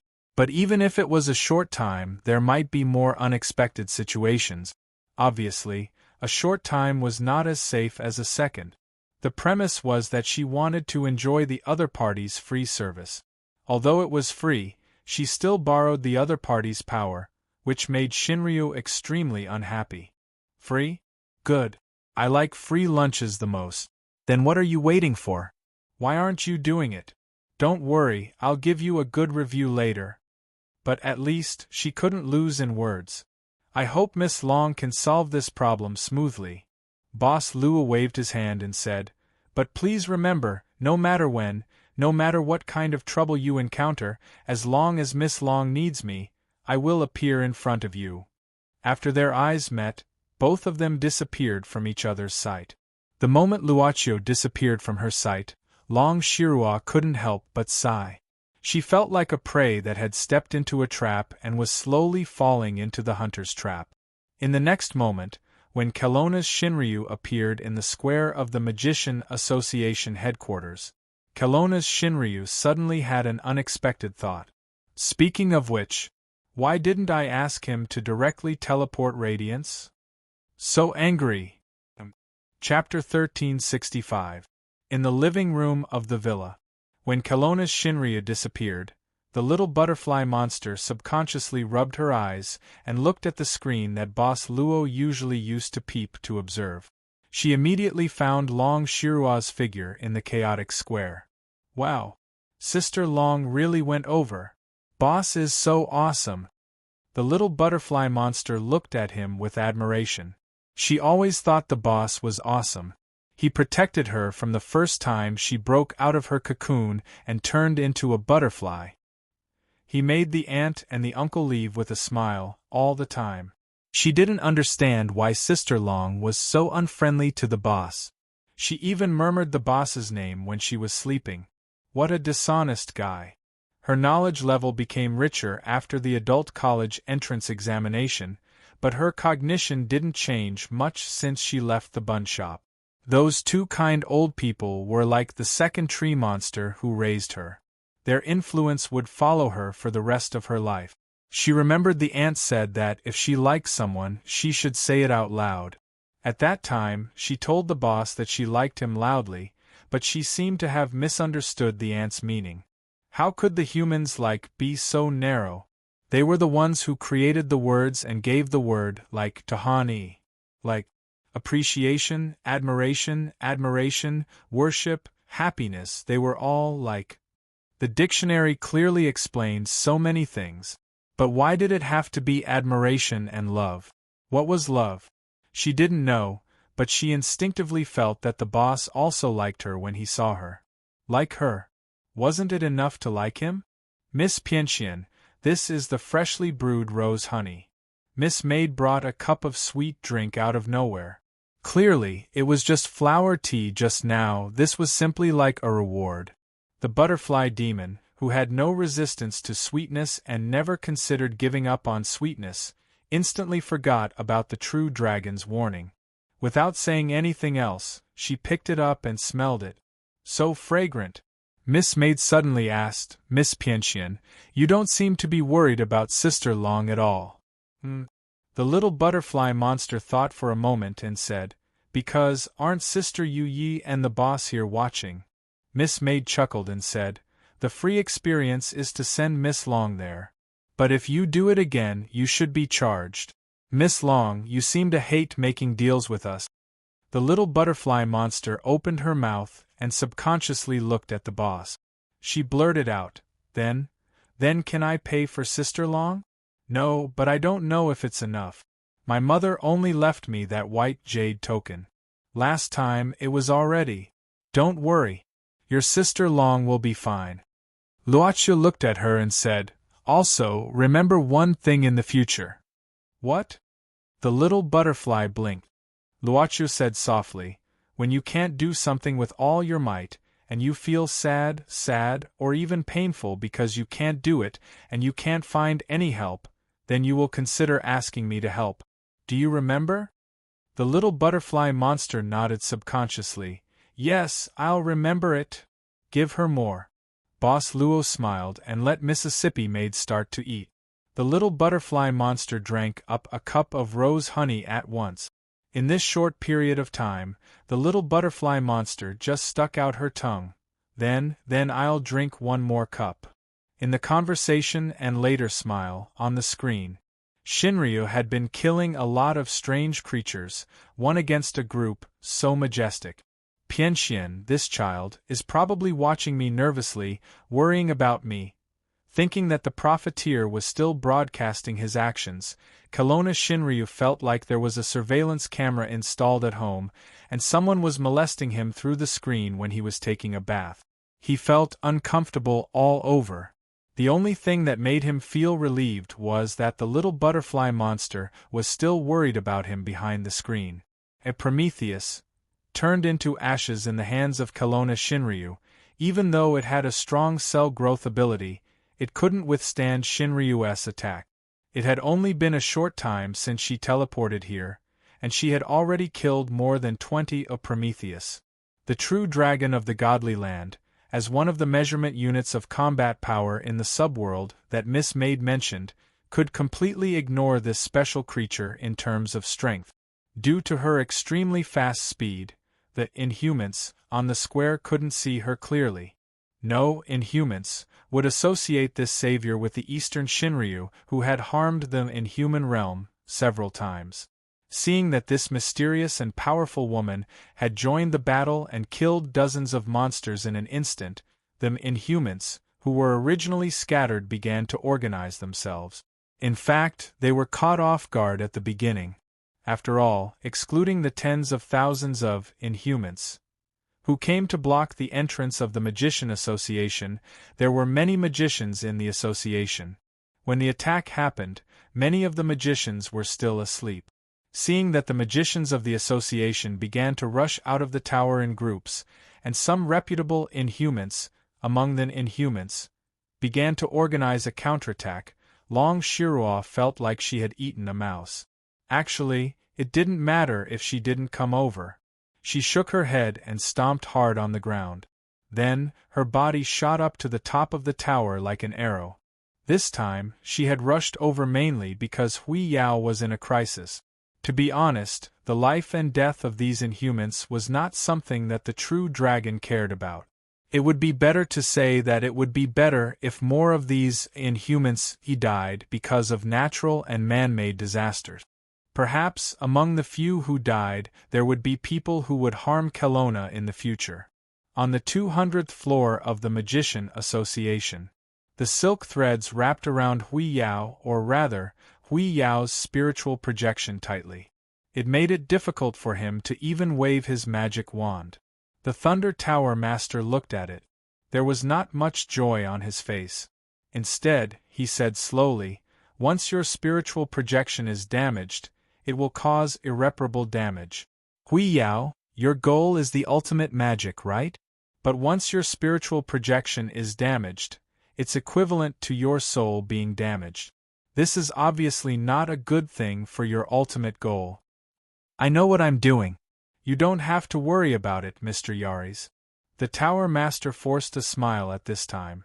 At the same time, he tried to break free from these silk threads. However, it seemed that there was no effect. A pure spiritual projection can't break free from these silk threads. The Thunder Tower Master said calmly, "These threads are specially made. They can continuously absorb the target's mana. The more you struggle, the more powerful the mana you feed back to me. You're a spiritual body? This will only increase the amount of magic I get." "I see. Mr. Yaris, is this the reason why you regained your power?" Hui Yao was stunned. "These things, I'm afraid they won't stop until they have completely absorbed the target's power, right?" The Thunder Tower Master smiled and said, "Just as you thought, after you crippled my magic power, I crawled back from hell step by step. So far, I don't know how many I've captured. This is all thanks to the free magician license system you set, Hui Yao." He suddenly asked, "What's the purpose of your return this time?" The Thunder Tower Master smiled in a relaxed manner. He opened his arms and said, "Hui Yao, how about coming back to my sect again? During the internal strife in the association, I didn't even hold a grudge against you. On the contrary, I even felt an unprecedented happiness. I never thought that the dull little boy under my sect would actually grow to surpass me one day. You're like a treasure. I've started to see too many possibilities in you. So, come back to my side and explore the ultimate of magic with me. I'll open the door to a new world for you. I'll let you know that other than the you in this world, there are many different versions of you. There are many different versions of you with different life trajectories. You'll enter the truly vast and boundless world from this narrow box." It seems that Mr. Yaris has had some enviable adventures all these years. The Tower Master of the Radiance Pagoda suddenly gave up on struggling against the restraints of the threads. His entire mental projection relaxed. "If possible, I really wish to sit down quietly with Mr. Yaris and discuss all kinds of difficult problems." "Oh? It seems that you still don't intend to enter my embrace, child. The Thunder Tower Master. Yaris suddenly sighed and said with a face full of pity, Hui Yao, opportunities don't wait for people. I'm not used to giving people too many opportunities. The silk threads wrapped around the spiritual projection suddenly contracted more intensely, as if they wanted to completely cut the spiritual projection apart. However, the Tower Master's expression became more and more solemn. A ray of light burst out from within. You intend to detonate the spiritual projection? Yari suddenly felt that something was wrong. He also felt that it was somewhat inconceivable. Did this protective puppet really not care about the damage to his soul? Just as the spiritual projection's radiance reached its peak, the silk threads wrapped around the spiritual projection suddenly loosened. Yari's pupils contracted slightly. He saw a guy who shouldn't have appeared here. A guy who had looked at him as if he was looking at a passerby on the street. He had never taken him seriously. It was just like the look in his eyes back then. After more than 100 years, there was still no change. Oh, Yaris, long time no see. So many years have passed, but it seems like your memory hasn't improved? Teacher? The light burst out from the spiritual projection suddenly stopped. Hui Yao looked at the valiant figure in front of him in astonishment. Why are you, Kelowna's Shinryu, didn't turn around at this time? If you have anything to say it after we get rid of this old bastard. I was wondering why you were so weak. So it's because your soul has left your body? Are you really not afraid of death? Teacher. This is called spiritual projection. Hui Yao subconsciously corrected him. Kelowna's Shinryu said, Who cares what it's called? It's almost the same thing anyway. I'm not in the mood to talk about these details with a little brat like you. I just want to beat someone up now. I've been in a bad mood since just now. No matter what, it was good that he didn't have to self-destruct his spiritual projection. Even if he had the means to reduce the damage to his soul by self-destructing his spiritual projection, it was not without a price. It was better to save as much as possible. Once again, he stabilized his spiritual projection. After breaking free from the silk thread, the owner of the Radiance Tower waved his wand directly. At the highest point of the Magician Association's headquarters, a huge stone bead suddenly broke open. Following that, water-like rays of light flowed out from the stone bead. In just a moment, the light completely covered the entire Magician Association's tower. This is a means to defend against external attacks. But now, it can also be used to limit the spread of internal damage to the outside, the owner of the Radiance Tower said seriously. Teacher, if you don't mind, please make a big scene. Kelowna's Shinryu showed a bright smile on his face. He cracked his knuckles and said, You know me so well. You're so much better than a certain profiteer. Then I won't hold back. After saying that, he waved his fist. Seeing this, Yaris hurriedly crossed his hands, and layers upon layers of translucent, crystal-like shields stacked in front of him. In a flash, 10 layers had been stacked. For a magician, this was a defensive magic shield that was completely within the realm of high-level magic. Spell engraving, as expected of Mr. Yaris. The owner of the Radiance Tower couldn't help but marvel at this. This was a method that used the least amount of magic power to stack up a few high-level defensive magic spells. Moreover, it was faster and more suitable for use in actual combat. But, it's like a piece of paper. However, under the fist of Kelowna's Shinryu, these 10 stacked shields, from the first one to the last one, were shattered even faster than when they were stacked. Yaris, who was a genius in spell engraving that even the owner of the Radiance Tower felt inferior to, did not have enough reaction speed to deal with Kelowna's Shinryu, who could be used as a mobile cannon from afar and could hold his own at close range. The fist directly landed on Yaris's face. The face of the Thunder Tower owner. Yaris's face instantly twisted into a spiral pattern. After withstanding the force of the impact, his body directly crashed into the wall behind him. Boom, boom, boom. With one punch, Yari's was directly hit by Kelowna's Shinryu and broke through all the walls of the Magician Association's tower from the other side. He directly crashed into the barrier on the other side. Awesome. Just one word. It was like eating a ginseng fruit. At this time, Kelowna's Shinryu had temporarily forgotten the appearance of a certain profiteer from his mind. He only wanted to have a carefree and unrestrained battle. The office of the Thunder Tower owner had been directly destroyed. The 200th floor of the Magician Association had also been directly destroyed. Regarding this, the owner of the Radiance Tower, who was already regretting his words just now, reluctantly smiled. As expected of Teacher, it seemed that after this, he would have to develop a few more products to sell. At this time, in front of the barrier on the other side, Yari's, who had crashed here, did not fall down. His body, or rather, the body of the Thunder Tower owner, twitched for a while, and his sunken face slowly recovered like a balloon. After that, in the 200th floor of the Magician Association that had been destroyed, he looked at Kelowna's Shinryu and loosened the muscles on his neck. As expected of the Shinryu of the East, after so many years, the power of your fist has not weakened at all. Yo, you're quite tough. Long Shirua sneered and walked slowly on the ruins of the 200th floor. You haven't finished warming up. Don't be too weak. Yari suddenly said coldly, you're still as strong as before. In other words, you don't seem to have improved in all these years. In other words, your power has been fixed from the beginning, and there is no possibility of growth.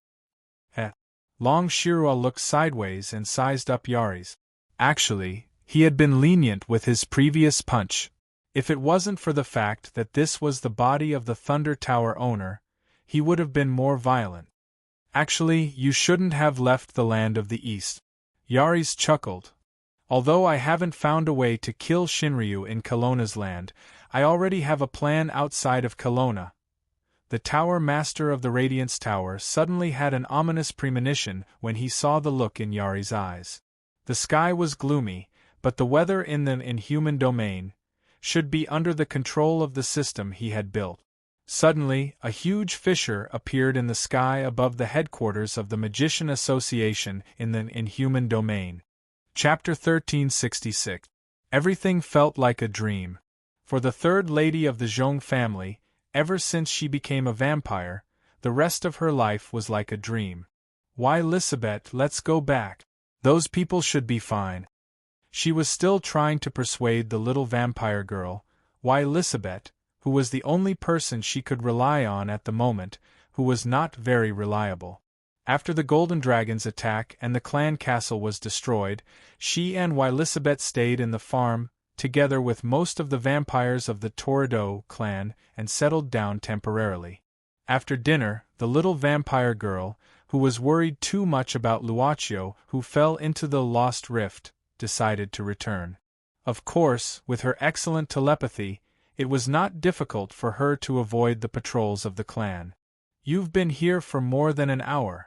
Looking at the little vampire girl who looked like she would be blown away by the wind at any time, but still insisted on waiting at the edge of the cliff, Zhong Luoyue felt a little heartache.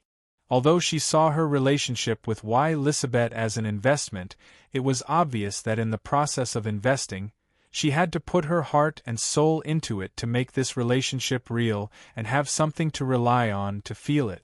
I'm fine. The little vampire girl shook her head and forced a smile. After all, I'm still a vampire. I won't catch a cold.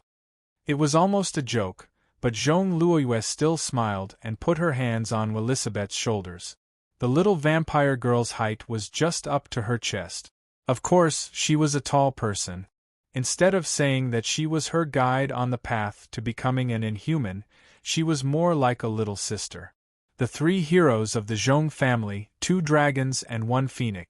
For Zhong Luoyue, having a little sister was something that she could not imagine. In the aristocratic families, there were many people who would call themselves little sisters, but there were only a few who were worth investing in. Speaking of which, do you know about the Lost Rift, Lisabeth? Zhong Luoyue suddenly asked. Actually, she just wanted to ease the atmosphere. I'm not sure. Elizabeth shook her head. I spend most of my time in the modern world. I entered the inhuman domain several times, but I only stayed for a short period of time. Do you know anything? Jean Louis smiled and said, I don't know much. In fact, I just inquired about it from the people in Toraidu. After all, I'm good at interpersonal relationship. What did they say? Elizabeth asked hurriedly. Apparently, she was not interested in Jean Louis's social skills. I don't know the details, but it seems that the Torito clan once attacked the bottom of the crack about 60 years ago, but it seems that they suffered heavy losses at that time. After that, the matter of this rift became a topic that the vampires in the clan avoided to talk about. I want to sense it again. Hearing this, Elizabeth took a deep breath and extended her mind to the bottom of the crack. Seeing this, the third young mistress of the Jean family could only help this vampire girl keep a lookout for her surroundings. Even so, she did not think that she could handle any clan's vampires or other dangers. But she told herself that this was what she needed to do. There seems to be a person there. Unexpectedly, the little girl suddenly opened her eyes and pointed at the crack. But it was dark below, and Jean Louis could not see anything at all. It's below, very close, blocked by a stone. It's a platform that can accommodate several people, Elizabeth said, and suddenly opened the small wings behind her back. She carried Jean Louis and flew toward the direction she pointed at. It was about 20 meters away from the edge of the cliff, where there was a big rock blocking the way. There was no accident in the process, and they easily stepped on the hidden stone platform. Then, they saw a golden-haired young man in a white robe. His eyes were closed, and he was holding a long magic wand in his hand. He was standing straight and motionless. This person, what's wrong with him? The third daughter of the Jean family could not help but ask. She carefully approached. When a huge crack appeared in the sky above the Magicians' Association headquarters, the area within a radius of dozens of kilometers began to shake. First, it was the ground. Then, it seemed like the air became unstable. The non-humans and the magicians of the association, who were sniping the strange creatures, subconsciously observed the huge crack. It was pitch black, and it looked like a giant mouth that was going to swallow everything, causing people to feel fear. After that, a figure began to step out from the crack. After the first figure appeared, several more figures stepped out from the crack one after another. Finally, when the seventh figure appeared, it seemed that no one would come out from the crack anymore. Long Shiro frowned. The people in front of her were all wearing silver-gray robes, and their faces were all wearing white masks with black patterns. However, the patterns on the masks were all different. Shinryu, who did not feel anything about these patterns, only tilted his head and looked at them. However, after the master of the Radiance Tower saw them, he seemed to have thought of something. He could not help but whisper, the moon, the grim reaper, the hanged man, the hermit, the lover, the emperor, the star, the tarot? Hearing Hui Yao's voice, Long Shiro turned around and frowned. Little brat, where did these people come from? The master of the Radiance Tower looked at Yaris, who was occupying the body of the master of the Thunder Tower, and said seriously, about a few hundred years ago, there was a rumor that there was a secret place in the modern world. It was similar to an association. It had 26 powerful seats, and they were named after the big arcana and little arcana of the tarot cards. This association is very secretive, but at the same time, it reaches out to various fields in the dark. The true intention of this association is very difficult to define, but its name has been circulating for some time. The Michael Club, the name of this association. The Michael Club. Long Shiro frowned, so it's this group of people. Speaking of the Michael Club, Shinryu of Kelowna was not completely ignorant. During the Dragon Vein incident last year, the orphan of the Shangliu family who was expelled from Kelowna was inextricably linked to the Michael Club. However, That guy was now trapped in the spirit vein that had returned to its original state and was thinking about life. Before long Shirua went to Mount Tai, she would occasionally visit him and learn about the Michael Club from that guy. In fact, because Kelowna had the Shinryu, other than the border areas of Kelowna, there were some people who were secretly operating in the dark. Basically, groups with a little bit of influence would categorize Kelowna as a forbidden area. Of course, purely activities between human countries were not included in this category. Of course, this was only a rule between inhumans or transcendent. The activities of human countries were not regulated by these unspoken rules for the time being. Otherwise, given the style of some foreign countries who often courted death by secretly operating in Kelowna with ships, aircrafts and other tools, the Shinryu would probably have swept the entire world over and over again. Among the groups that followed the rules, there was obviously this secret association, the Michael Club. However, if Long Shirua were to say that these people were really so stable, it was even less likely to be believable than a certain treacherous merchant group suddenly shutting down all transactions and saying that they were going to live in seclusion with her. Therefore, she was not at all surprised that these groups were secretly researching how to deal with her. On the contrary, it was strange that they were not researching. So, this Yari's guy seems to have been in cahoots with the Michael Club for a long time? Looking at the slowly descending 7 out of the 26 seats, the Shinryu of Kelowna tilted his head. Although he did not have the land of Kelowna, which was an infinite power bank, under his feet, his current battery was about 91%. Not afraid. This question was quickly answered. Because Yaris, who was currently occupying the body of the Thunder Tower Master, chuckled lightly and slowly took out a white mask with black stripes on it, putting it on his face.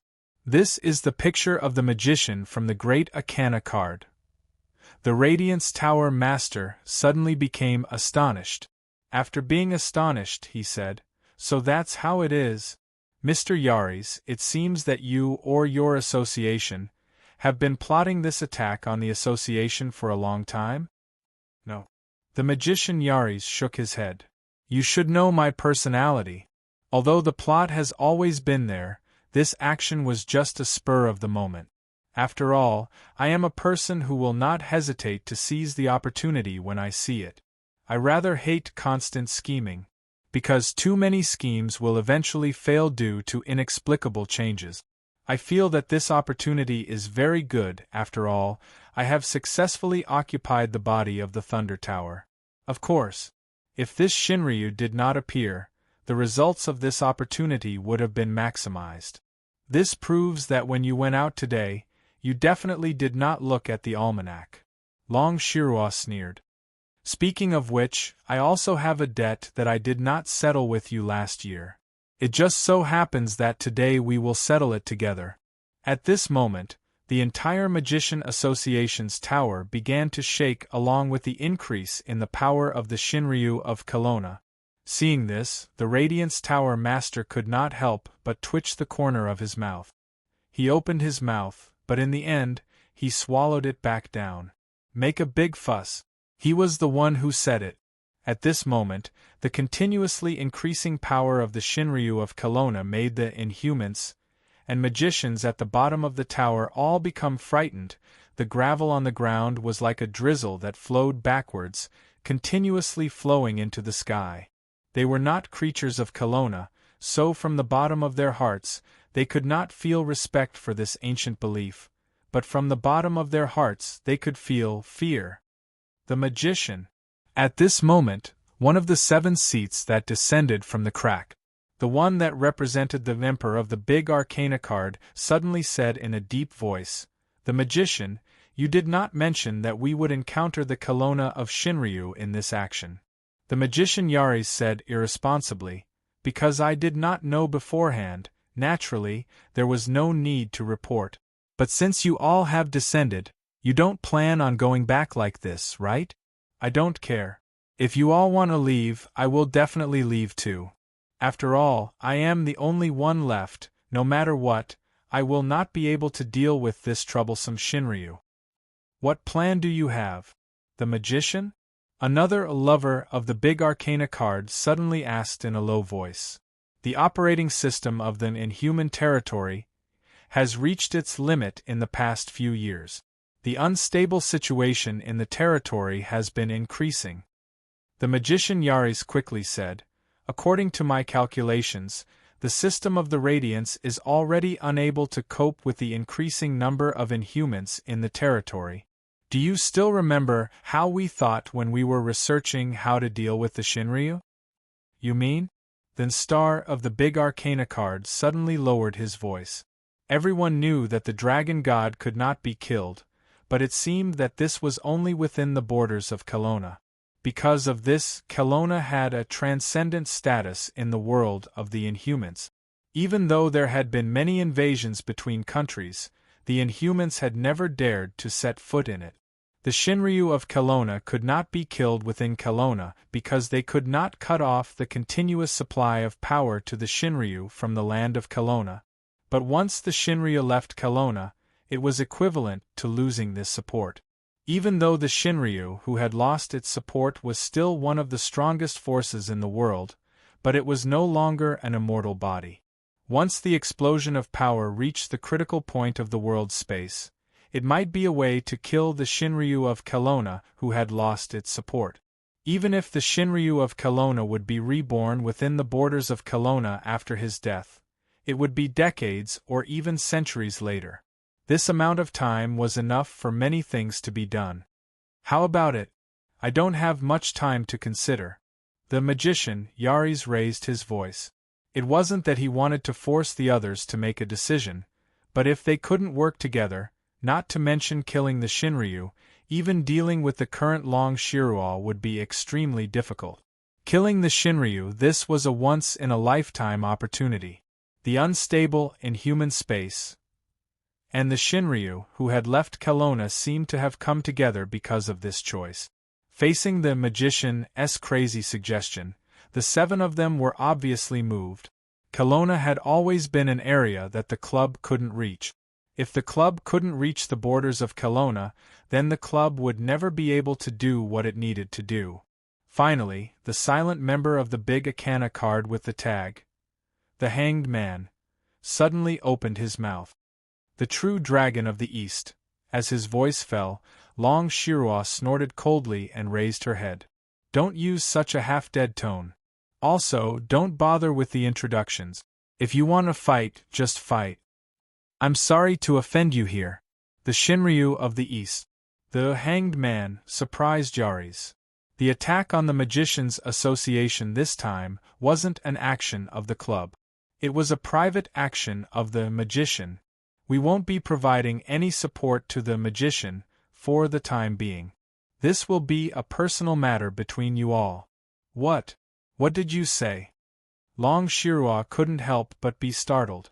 Yaris was also silent. He seemed to have fallen into some sort of sluggish state because of the Hanged Man's words. However, after saying this, the Hanged Man took the lead and returned to the crack, disappearing without a trace. He didn't say anything else, and it was so straightforward that people couldn't make heads or tails of it. After that, the other 6 chiefs also rushed into the crack without saying a word. But in an instant, the torn sky returned to its original state, as if it had never happened. Zhen Zhen, the real dragon of the godly land, was dumbfounded by what he saw. What were these guys here for, to sightsee in a group?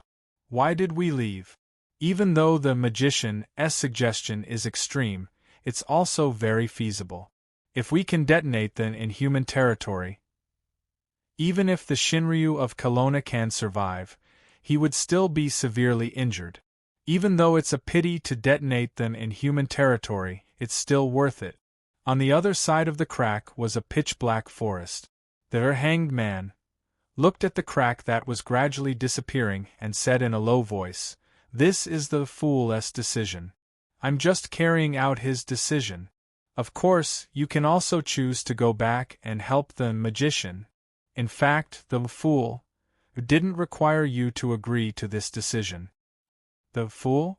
The Emperor was stunned. But in the previous discussion, The one who agreed to help the magician was also the fool. Why? I think it's because he received an instant message from the Wu's son. I don't know what exactly they talked about. The son. Gongsun. The lover was deep in thought. The crack that connected this place to the Magicians' Association headquarters finally disappeared.